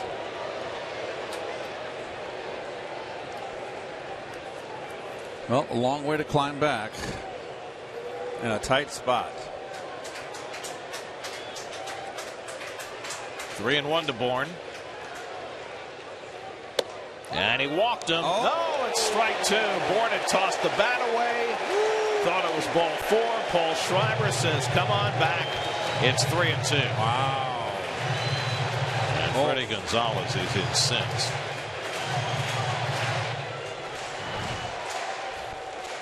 Ball up. Oh, it might be outside, too. Darnell holding an extra beat, hoping to get the call, and he did. 3-2 coming. Line the other way, a base hit for Bourne. That brings in Pierzynski. They'll hold Simmons at third, and the Met lead is cut to 2-1. Michael Bourne with an RBI single to get the Braves on the board. Well, that's just good hitting right there. Pitcher does not want to give up a grand slam. Going to stay away behind the count. 3-1. Just get the base hit. So many guys want to hit the home run. So 4 hits in the inning for the Braves, and now Freddie Freeman will bat with the bases loaded and 1 out, with a chance to get the Braves tied or a lead. And Freeman started the first 2 games of the series, went 0 for 8. He's been struggling, and also he is a double play guy. The Mets conceding a run, trying to play for 2, and rightly so.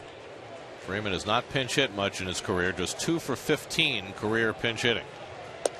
And Reed gets the corner, 0-1. Freeman, of course, with the bad wrist, and it's been showing with his swing. He really hasn't looked good at the plate. Simmons at third, Maben at second, Bourne at first, all run well. And a knee-high strike, and Reed's ahead 0-2.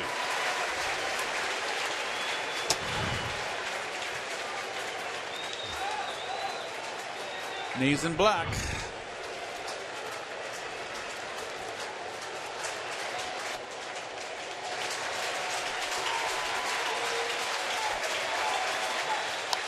Freeman hits one to deep right field. Over toward the corner, Granderson at the wall. He can't make the catch. It bounces away. Simmons is in. Maben scores. Bourne races to third. Freeman stands at second with a 2-run double. And the Braves have a 3-2 late in the 7th inning.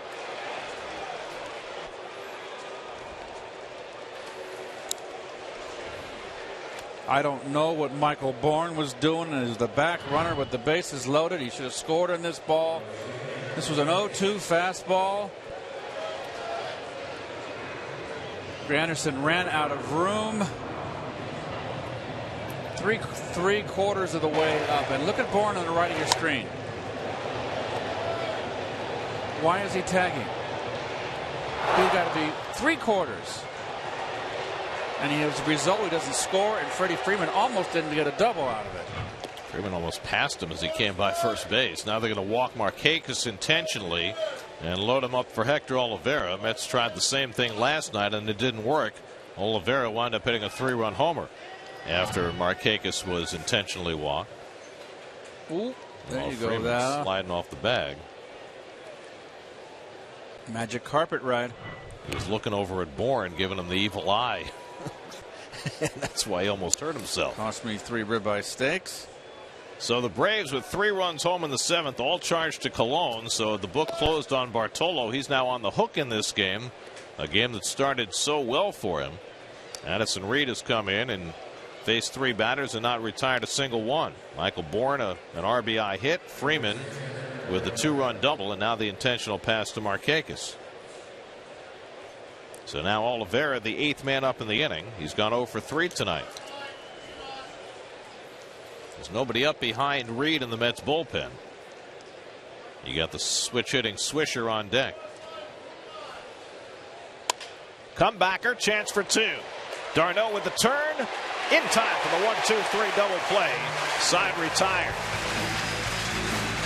So Reed gets 2 huge outs, but not before the Braves score 3 and take the lead.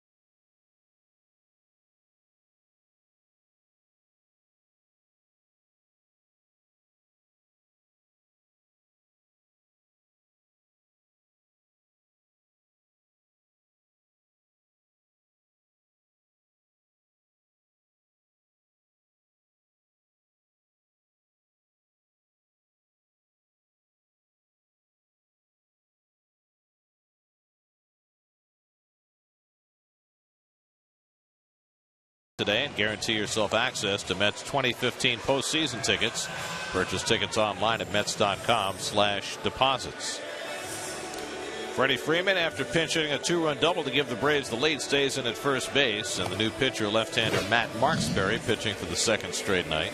Well, Marksberry, one of the duo out of that pen, and that's this is a bullpen that's been very much beaten up, and the Mets beat them up in that 4-game set. Well, they're going to have to do it now to come back and win this ball game. 2 scoreless innings from that Braves bullpen last night after they gave up 2 runs in 2 innings the night before. Ruben Tejadas had a good night, 2 for 2. He drove in a run in the second. That gave the Mets a 2-0 lead. Mets have had chances since, but been unable to convert. Tejada hitting 8th in the order. Tyler Clippard up in the bullpen. Michael Kadire on deck to bat for Addison Reed, who did not have a good time of it.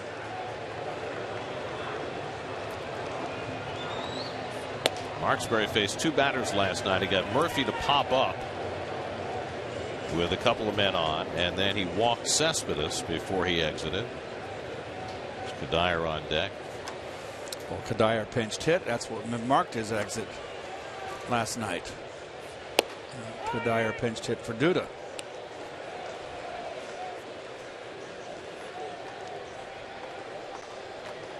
So one of those games, Gary, where the Mets had a chance to score more runs early and you don't capitalize, they always come back to bite you. Just gets a bad omen. Tejada lines his 3rd hit of the night. Ruben gets a breaking ball and drills it, and the Mets have the tying run aboard in the 7th. Hanging breaking ball. They just continue to want to throw Ruben soft stuff. Now Kadire is batting for Neuenhuis, is he not? Freddie Gonzalez is coming out to check on the lineup cards. Neuenhuis was in the 9-hole, but with a lefty in the game, the Mets send up Kadire. Yes. And I think Freddie's just making sure he gets it right, and now he's going to make a pitching change and bring in a right-hander.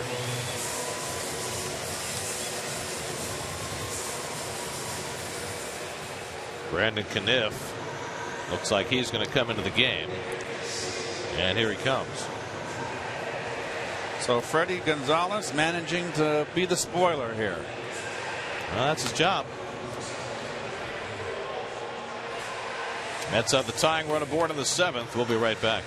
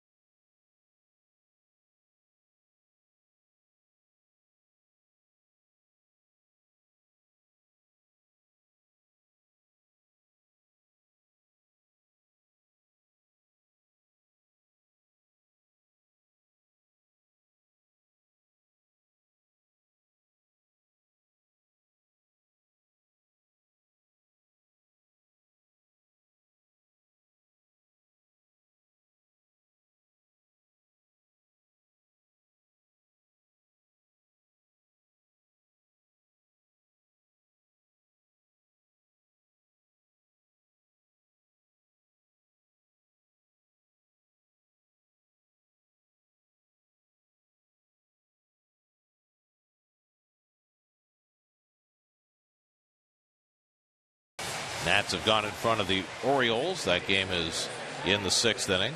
Marcus Stroman and Ivan Nova in a pitcher's duel in Toronto. Nova just came out of the game, and Zach Greinke scratched with calf soreness. They say he's okay. They're just pushing him back. Pedro Siriaco comes in to play third base. He'll bat in the 3 spot on the order, and the pitcher Brandon Caniff will hit second. Well, Caniff threw in the first game, had 1 inning, an intentional pass, no runs, no hits. Eric Young runs for Tejada at first, carrying the tying run in the 7th. Michael Kadire, the pinch hitter, batting for Neuenhuis, and he takes a fastball for a strike. Well, last night the Braves bullpen had 4 guys come in and throw an inning and 2 innings of relief. Did not give up a run. First time they shut down the Mets. Caniff worked in the first game of the series. Worked an inning without giving up a hit.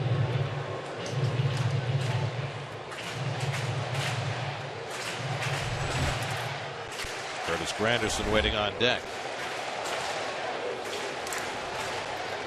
And no lefty waiting for him. Eric Young has been the Mets' designated pinch runner coming down the stretch. Looking to use his wheels to get the tying run home. He's been adept at that in his limited opportunities. He's already scored 8 runs in September. And a knee-high strike. 0-2 to Kadire. That gets the natives restless. I hear some griping in the stands.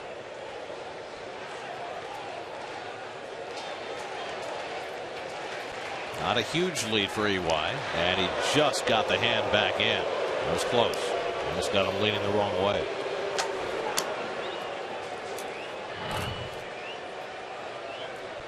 But he got it there. Almost skittered up. And they're checking in the dugout to see whether that hand came off the base. Freddie Gonzalez consulting with his video coordinator, but no challenge. These days, you have to really worry about keeping contact with that bag. Kadire goes down on the fastball, 3 pitches, and Caniff takes care of Kadire.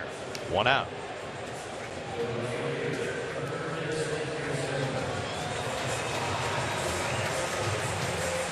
So now Curtis Granderson.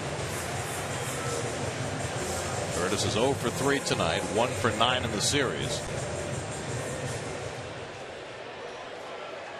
Has a hit in 2 career at bats against Brandon Caniff.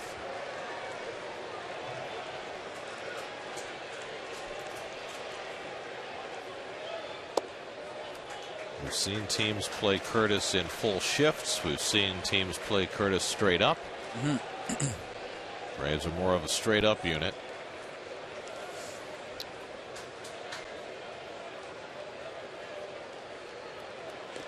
Wonder if Young stole second, whether that defense would change at all. I would be more inclined down a run. Curtis can pull as a pull hitter. Leave that hole between first and second open for him. With Young's speed, it's an automatic first and third. There he goes. The throw to second by Pierzynski is too late. And Young has a stolen base.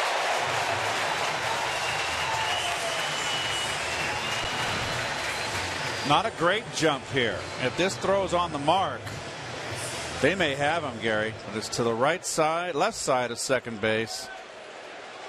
5th steal of the year, his 2nd as a Met. The first 3 came as a member of the Braves. And timeout for a phone call. It's nonsense. No challenge. But you got to check everything. So now the tying run in scoring position with 1 out. A 2-0 count to Granderson with David Wright on deck.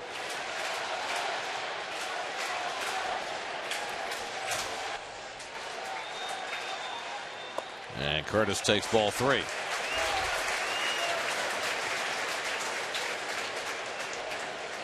Right side of the infield, dead pull. Shortstop Simmons up the middle. Granderson swinging, drives one to right, but right at Markakis, who makes the catch. So Granderson swinging 3-0, hit a bullet but it's the second out. All right, Adam, hang with them. Kniff, thank your lucky stars. So with 2 out, it's left to David Wright, who's 0 for 3 tonight. 2 ground balls and a strikeout against Williams Perez. Now facing Brandon Kniff. Well, can the Mets get a big clutch RBI here out of David Wright? Late and close. Like Yogi Berra.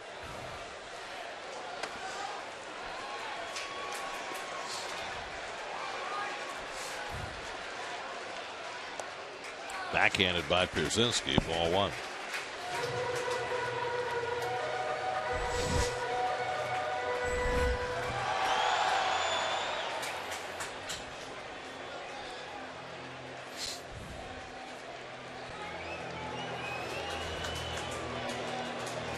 Wright batting with the tying run at second and 2 out. And he lines one in left center for a base hit. That'll tie up the game. Eric Young comes in to score. David Wright with an RBI single, and it's a 3-3 ball game.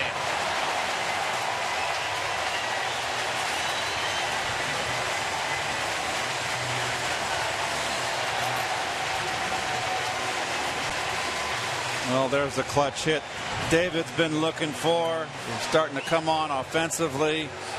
Fastball away. And that's got to make David feel very good. And the Mets, obviously.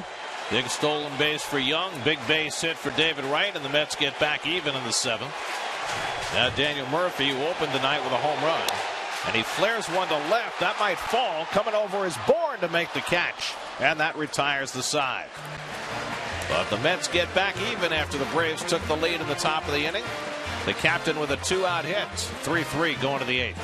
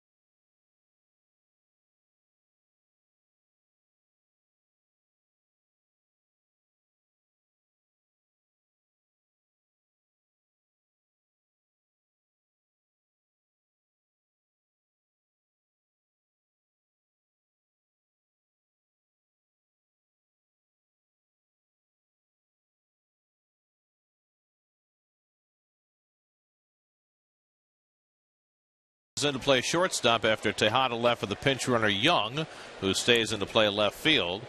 And Tyler Clippard will pitch in the 8th inning, pitching for the 3rd straight day.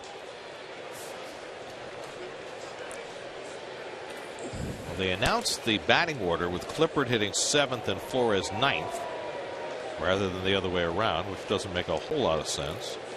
But we'll check and see. Well, Clippard's only going to go 1 inning. It just forces you to use a pinch hitter before you would otherwise have to.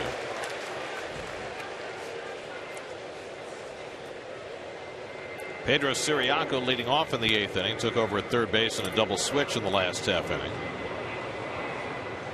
Ciriaco came into the game late yesterday, didn't get a turn at bat.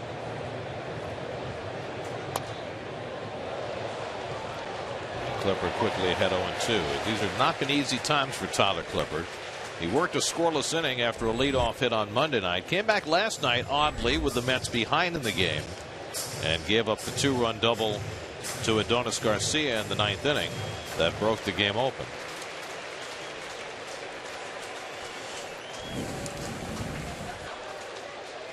And Ciriaco is drilled. So Clippard coming inside on 0-2.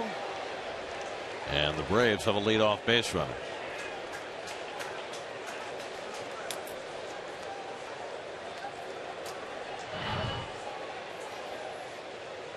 Ball ran in, and Clippard continues to struggle. Like it got Ciriaco right on the elbow guard. Fortunate for him. So now in a tie game in the 8th inning, A.J. Pierzynski, the cleanup hitter, is up. Pierzynski singled and scored in the 3-run 7th for the Braves. Certainly don't expect him to be bunting. Simmons and Peterson to follow.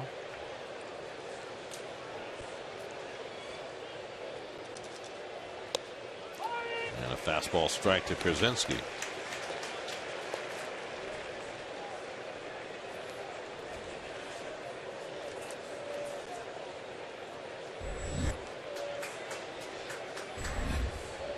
Andrelton Simmons on deck. Pierzynski with a home run and 3 career at bats against Clippard.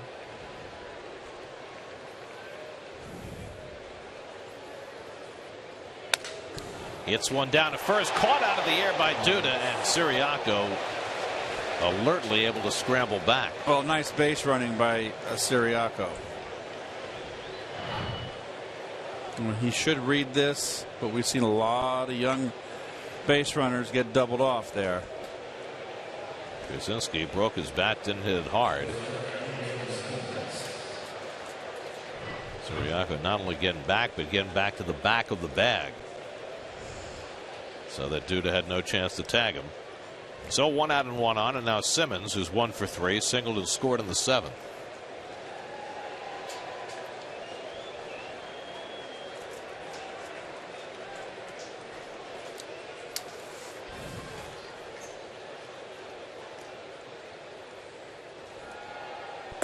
For a long time, Tyler Clippard was lights out in the 8th inning for the Mets.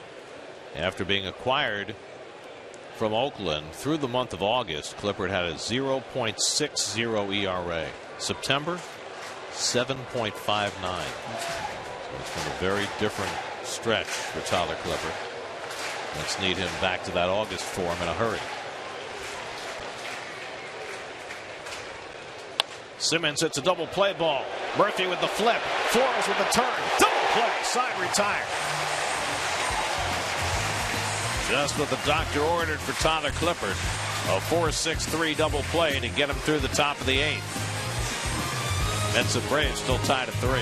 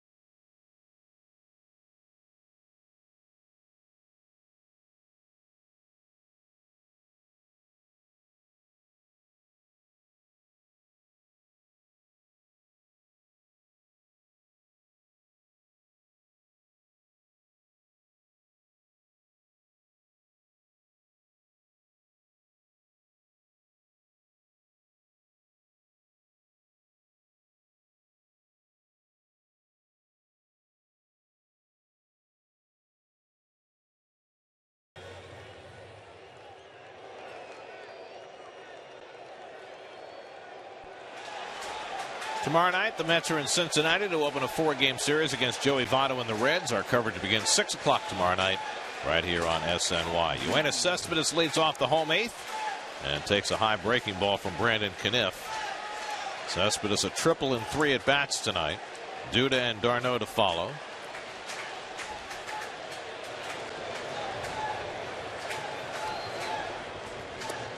Cespedes chasing a bad breaking ball, and it's 1-1.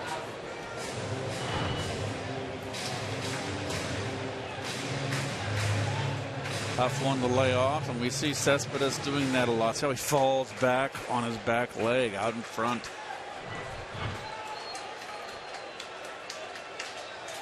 Brandon Caniff gave up the RBI hit to David Wright that tied the game in the 7th. The run charged to Marksberry, so Caniff working his 2nd inning in relief. Cespedes tops one foul, and it's 1-2.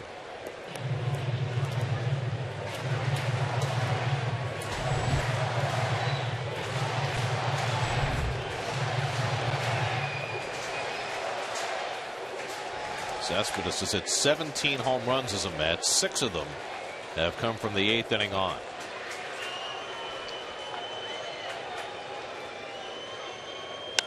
He hits this one out to center, chasing Maben back.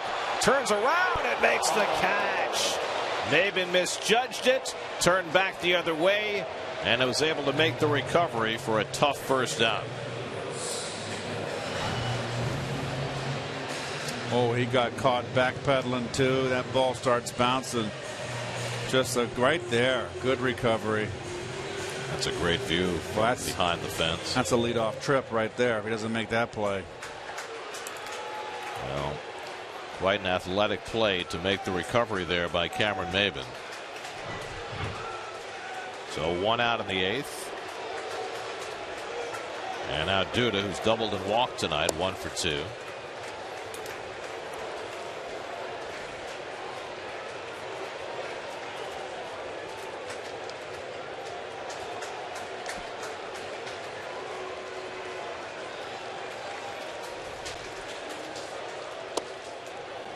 Caniff keeping it away, 2-0. Travis d'Arnaud on deck. And the pitcher spot behind him, which I imagine would mean Kelly Johnson.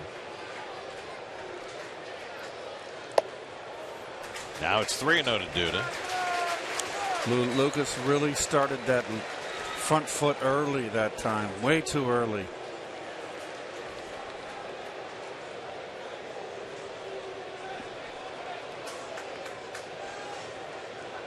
3-0 from Caniff, and he takes a strike. 3-1.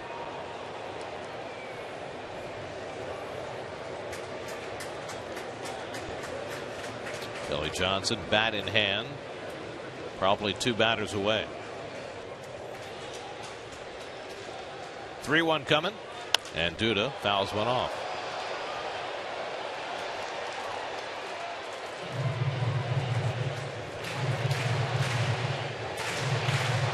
It's at a 2-0 lead in this game. Bartolo Colon was brilliant for the first 5. Got out of trouble in the 6th. Couldn't get out of trouble in the 7th. Addison Reed allowed 3 inherited runners to score. Braves took the lead. Mets retied it in the bottom of the 7th. And there's ball 4 to Duda from a 3-2 breaking ball. And the Mets have the lead run aboard. Duda on base for the 3rd time tonight. Now Travis d'Arnaud will come to bat. Travis has broken out tonight, gone 2 for 3 after an 0 for 18 stretch. Now Lucas should look and pick up his outfielders right now and realize that Markakis is very deep. It has to be a real bullet for Lucas, even with his speed, not to go first to third. In Washington, Manny Machado just hit a 2-run homer in the top of the 7th. The Orioles go in front of the Nationals 4-3.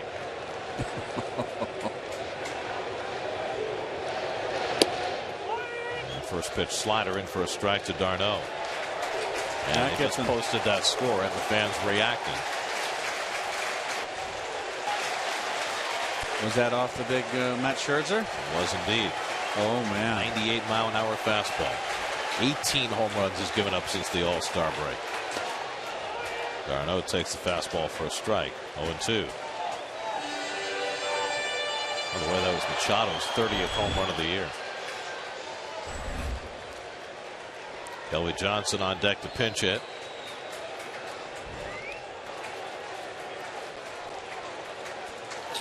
Duda at first and 1 out. And D'Arnaud chases 1 out of the strike zone for strike 3. Second strikeout for Kniff, 2 out of the inning. Chased up, slided around the strike zone.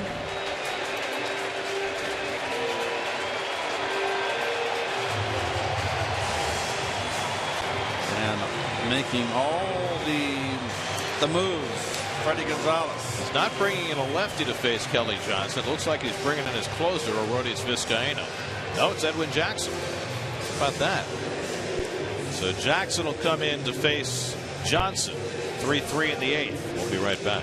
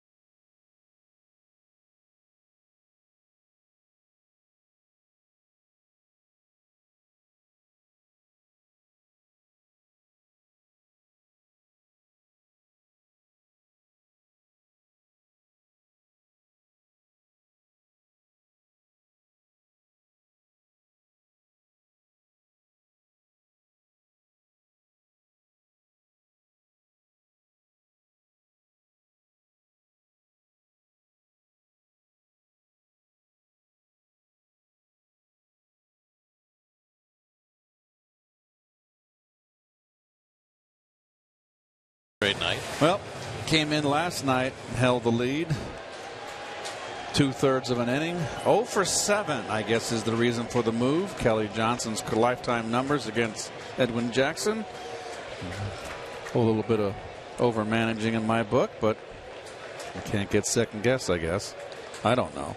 Two well-traveled guys going head-to-head. Johnson, the 2-time former Brave, against Jackson, who's now pitching for his 9th team. And Kelly takes a fastball for a strike. Johnson has been in the middle of so many big late innings for the Mets over this last month and a half. Duda at first and 2 out. And Johnson foul tips the fastball, and it's 0-2. Big shift on the infield. See the left side of the infield even moving over more. Simmons on the other side of second base with 2 strikes. You'd think it would be the opposite, Gary, wouldn't you? With 2 strikes, maybe the hitter would be protected and going the other way a little more. So Familia ready for the 9th inning. 0-2 coming. Sells one outside. Brandon Kniff went an inning and 2/3 in relief. Allowed a hit and a walk. Struck out 2. And now Jackson trying to keep his run from scoring. Braves 3 runs, 7 hits. The Mets 3 runs, 9 hits.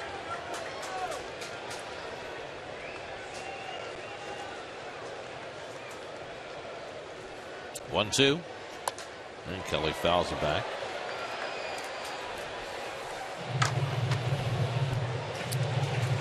Joey Johnson with his 8th major league team. Edwin Jackson with his 9th. That's a lot of stickers on the suitcase. It's a lot of renting and breaking leases.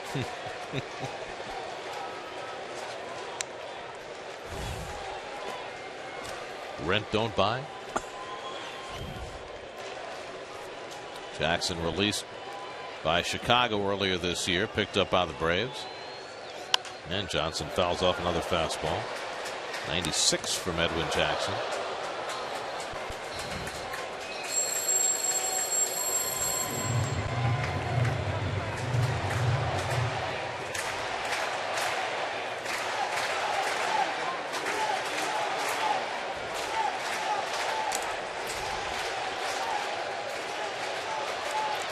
Again, the 1-2.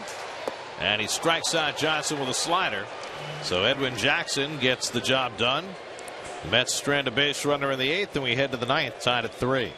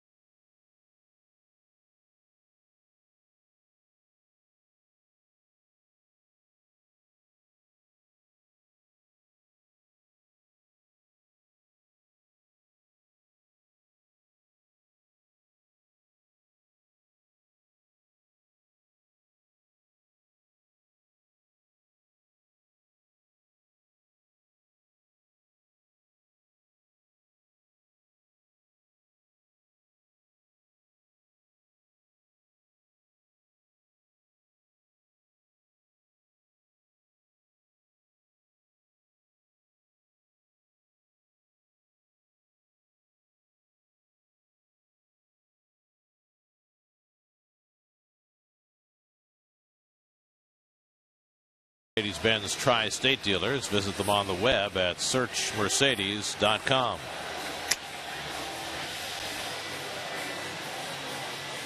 Jerry's Familia comes into a tie game in the 9th. Well, you always bring your closer in and tie ball games at home in the 9th inning. And he has had a fabulous year, as the numbers do not lie. Second non-save situation in the series for Familia, who worked the 9th inning with a 4-0 lead on Monday. I like the fact that Familia, went more to his slider the last time out, Gary. See if he does it again. Second outing against the same team in the series. Jace Peterson 1 for 3 tonight. Goes after the first pitch and fouls it back.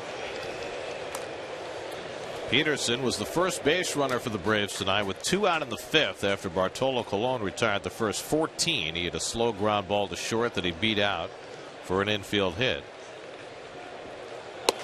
And a fastball for a strike, and it's 0-2. Colon left with a 2-0 lead in the 7th, but Addison Reed allowed 3 inherited runners to score. Mets tied it in the 7th. Still tied in the 9th. And Peterson with a late swing fouls it off. Cameron Maybin on deck, and then Michael Bourne for the Braves. They've gone to the 8th in Washington. Orioles 4, Nationals 3.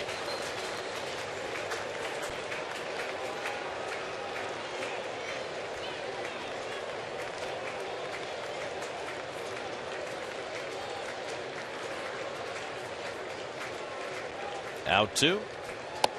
Got him looking. The splitter froze Peterson for the first down. Not a good one. Just kind of floated in there, didn't it, Gary? But Peterson not having a good finish to his season, and goes to down. 1 out and nobody on. Now Cameron Maybin, who singled and scored a run in their 3-run 7th.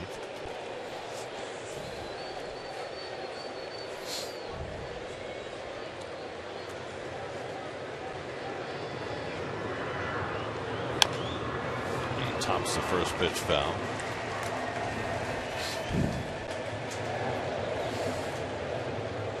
Michael Bourne waiting on deck.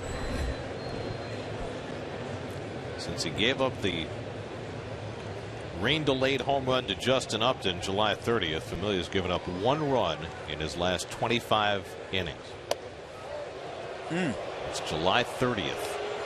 That crazy rain-delayed 9th inning. Arodys Vizcaíno up in the Braves bullpen. He's been their closer.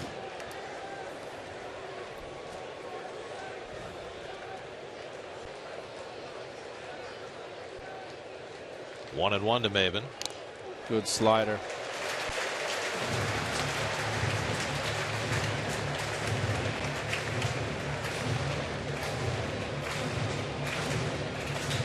Really, the second half of July was the only bobble in Familia's season. Came out of the All-Star break, had his struggles.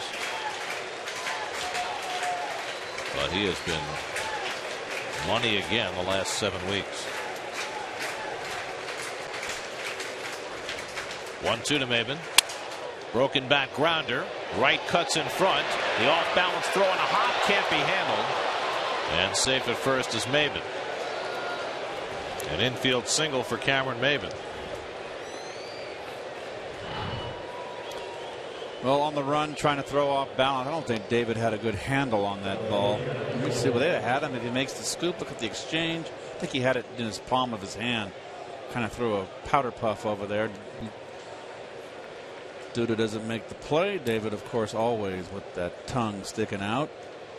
And it scoots. Watch, hits the grass and scoots. Oh, hit the lip. Right on the lip. That's the one you got to be careful of. Could have had him if he makes the play. Tough scoop for Duda. Maybin a threat to go. He's got 22 steals this year.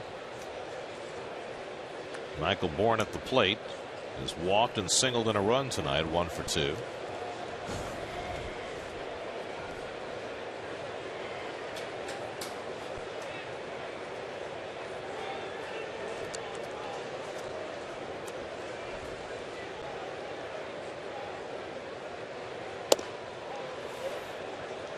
To Bourne. Freddie Freeman's hitting 9th in the order. He's on deck. Freeman has the big hit in this game for the Braves. Came off the bench. Hit a double off the wall and right that drove in 2. Should have driven in 3. But for some shoddy base running by Bourne.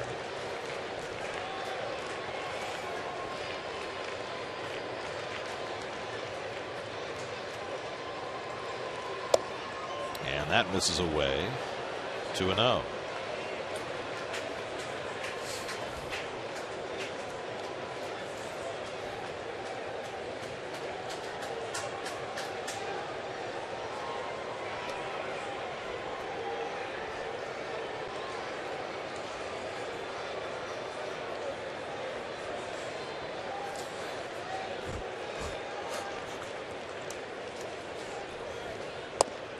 And now 3-0.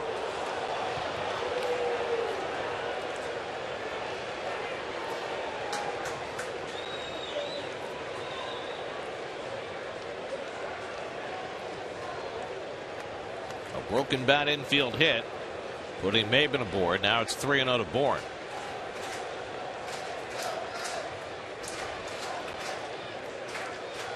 And he misses badly for ball 4, and the Braves have 2 men on.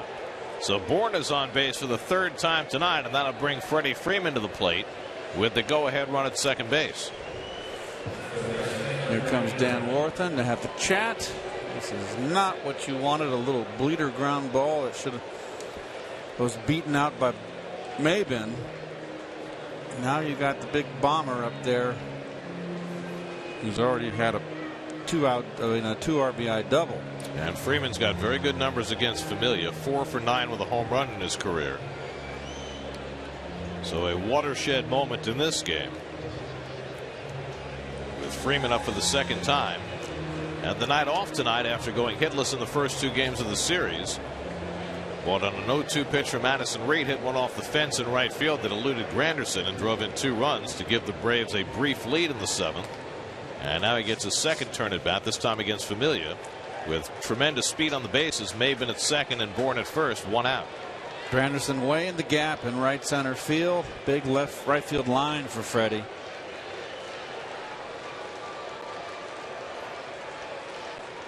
And Freeman goes after that first pitch heater, 0-1. Swung right under it. No messing around by Familia there after a 4-pitch walk to Bourne.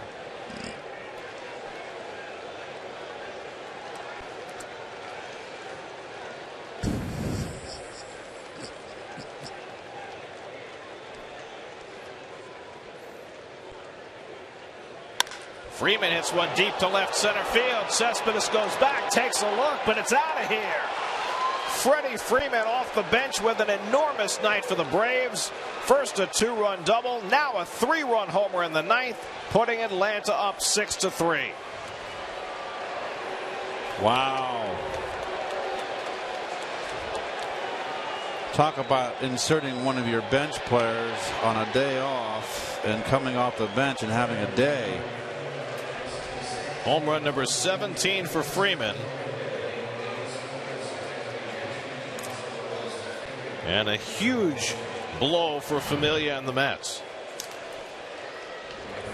Splitter that just didn't have anything right there. And I'm telling you, he's going to have to be careful with that pitch. Can't throw floaters up there, and that was a floater. Freeman, who has crushed the Mets in the past, was hitting just 190 against Mets pitching this year before tonight. But he comes off the bench with a 2-run double and a 3-run homer. He's driven in 5 runs in the last 3 innings, and the Braves lead 6-3. Wow, what a day.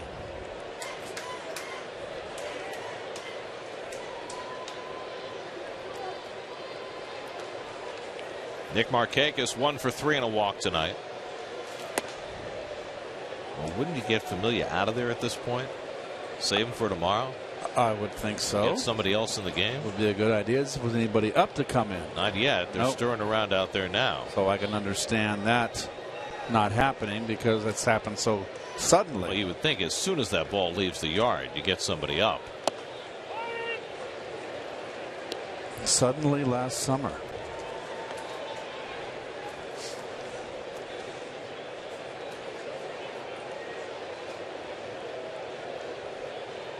Two and 1 to Markakis. Pitcher spot due up next. And Adonis Garcia out on deck. Now Familia behind Markakis, 3-1. So it's just not going well for Familia. He struck out his first batter, Hansel Robles, getting up. Struck out Peterson. Maben broke his bat and got an infield hit, and it's all tumbled down from there. A 4-pitch walk to Bourne, and then Freeman with the 3-run homer.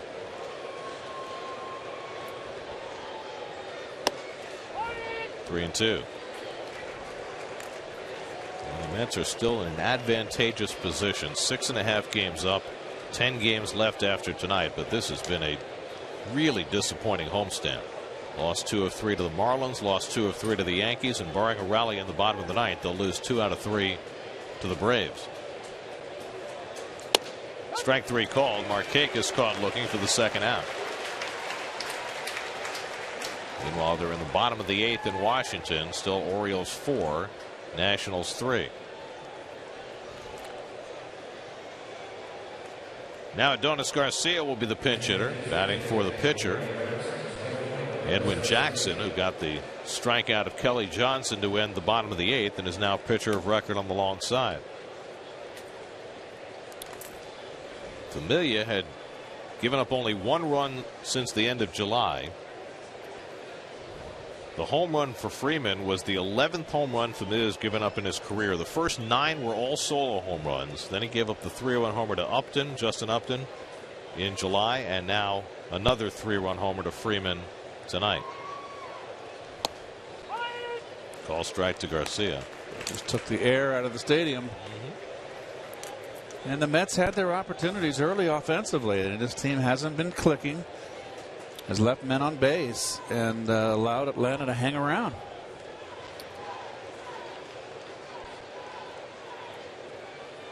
And the Mets were hoping that they had developed an airtight threesome at the end of the game. Clippard did his job tonight, although he's struggled lately. Reed did not have a good night, and Familia as well. So all of a sudden, things that have been strengths for this team are not looking quite as strong, whether it's the young starting pitching or the end of the bullpen or the offense that was so potent through most of August and early September. Swing and a miss, and Garcia out on strikes to end the inning. 3 strikeouts in the inning for Familia, but in between, an infield hit, a walk, and then Freddie Freeman. 5 RBI night off the bench for Freeman. His 3-run homer puts the Braves up 6-3 going to the bottom of the 9th.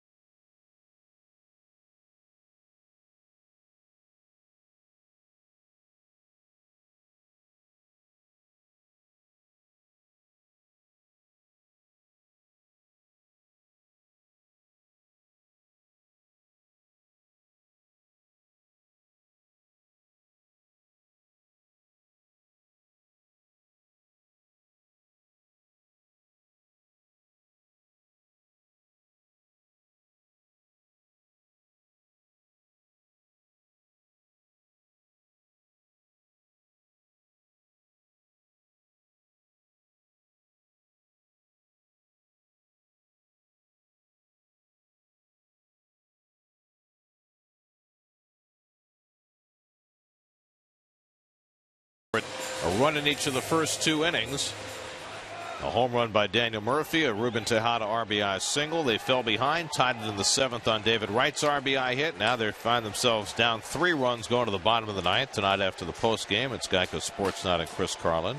They'll have everything on the Papal visit. Arodys Vizcaino on for the save opportunity. Juan Uribe pinch hitting for Eric Young. Well, recently put in as this closer, and the Mets treated him rudely in that 4-game set in Atlanta, but this is night 2 in a row the bullpen has held up. Vizcaino pitched very well last night, a 1-2-3 ninth in a non-save situation. Uribe was out 2 days after bruising his chest, diving for a ground ball in that Sunday night game against the Yankees, but well enough to pinch hit tonight after taking some BP before the game today. And Vizcaino skips the breaking ball in there, 1-2. Wilmer Flores on deck, then Curtis Granderson. If anybody gets on David Wright. But Freddie Freeman putting a hurting on the Mets tonight. For Freeman, the 5 RBIs matches career high. And a check swing foul. Freeman now has driven in 5 runs in a game 4 times, and 3 of the 4 have come against the Mets.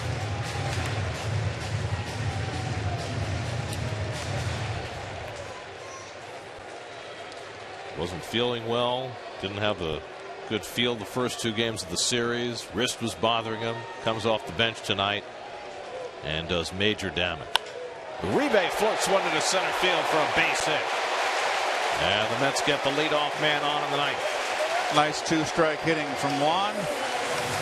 Swung through the 2 fastballs to get behind. Nice. Just get the ball rolling. Can't win a ball game down 3 runs. Got to start it somehow. Wilmer Flores up for the first time tonight. Came in for defense in the 8th inning. 2 for 7 in the series after starting the first 2 games. Mets need one more base runner to get the tying run to bat with Granderson on deck. And the slider in for a strike. 0-1 to Flores. They've gone to the 9th in Washington. Orioles 4, Nationals 3. Mets hoping to get help for the 2nd straight night. Grounded to the right side, could be 2. Peterson with the flip, Simmons with the turn for the 4-6-3 double play, and just like that, the Mets are down to their final out of the night.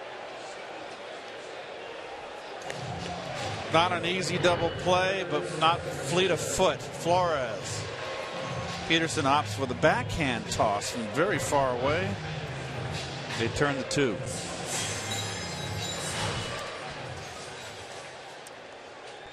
And it's perfect. He fed him nicely. Well done. So 2 out and nobody on for Granderson. Is 0 for 4 tonight. Last time up with a man on in the 7th. He had a bullet to right field on a 3-0 pitch that was caught. Curtis just 1 for 10 in this series. This was already going to be the Mets' first losing homestand of the season. And it's 1 out away from being even worse. Mets will be 3-6 on the homestand unless they can rally.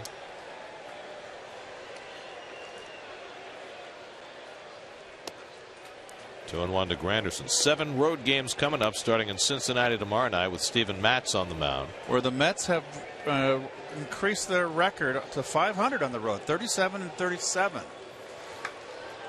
played well on the road.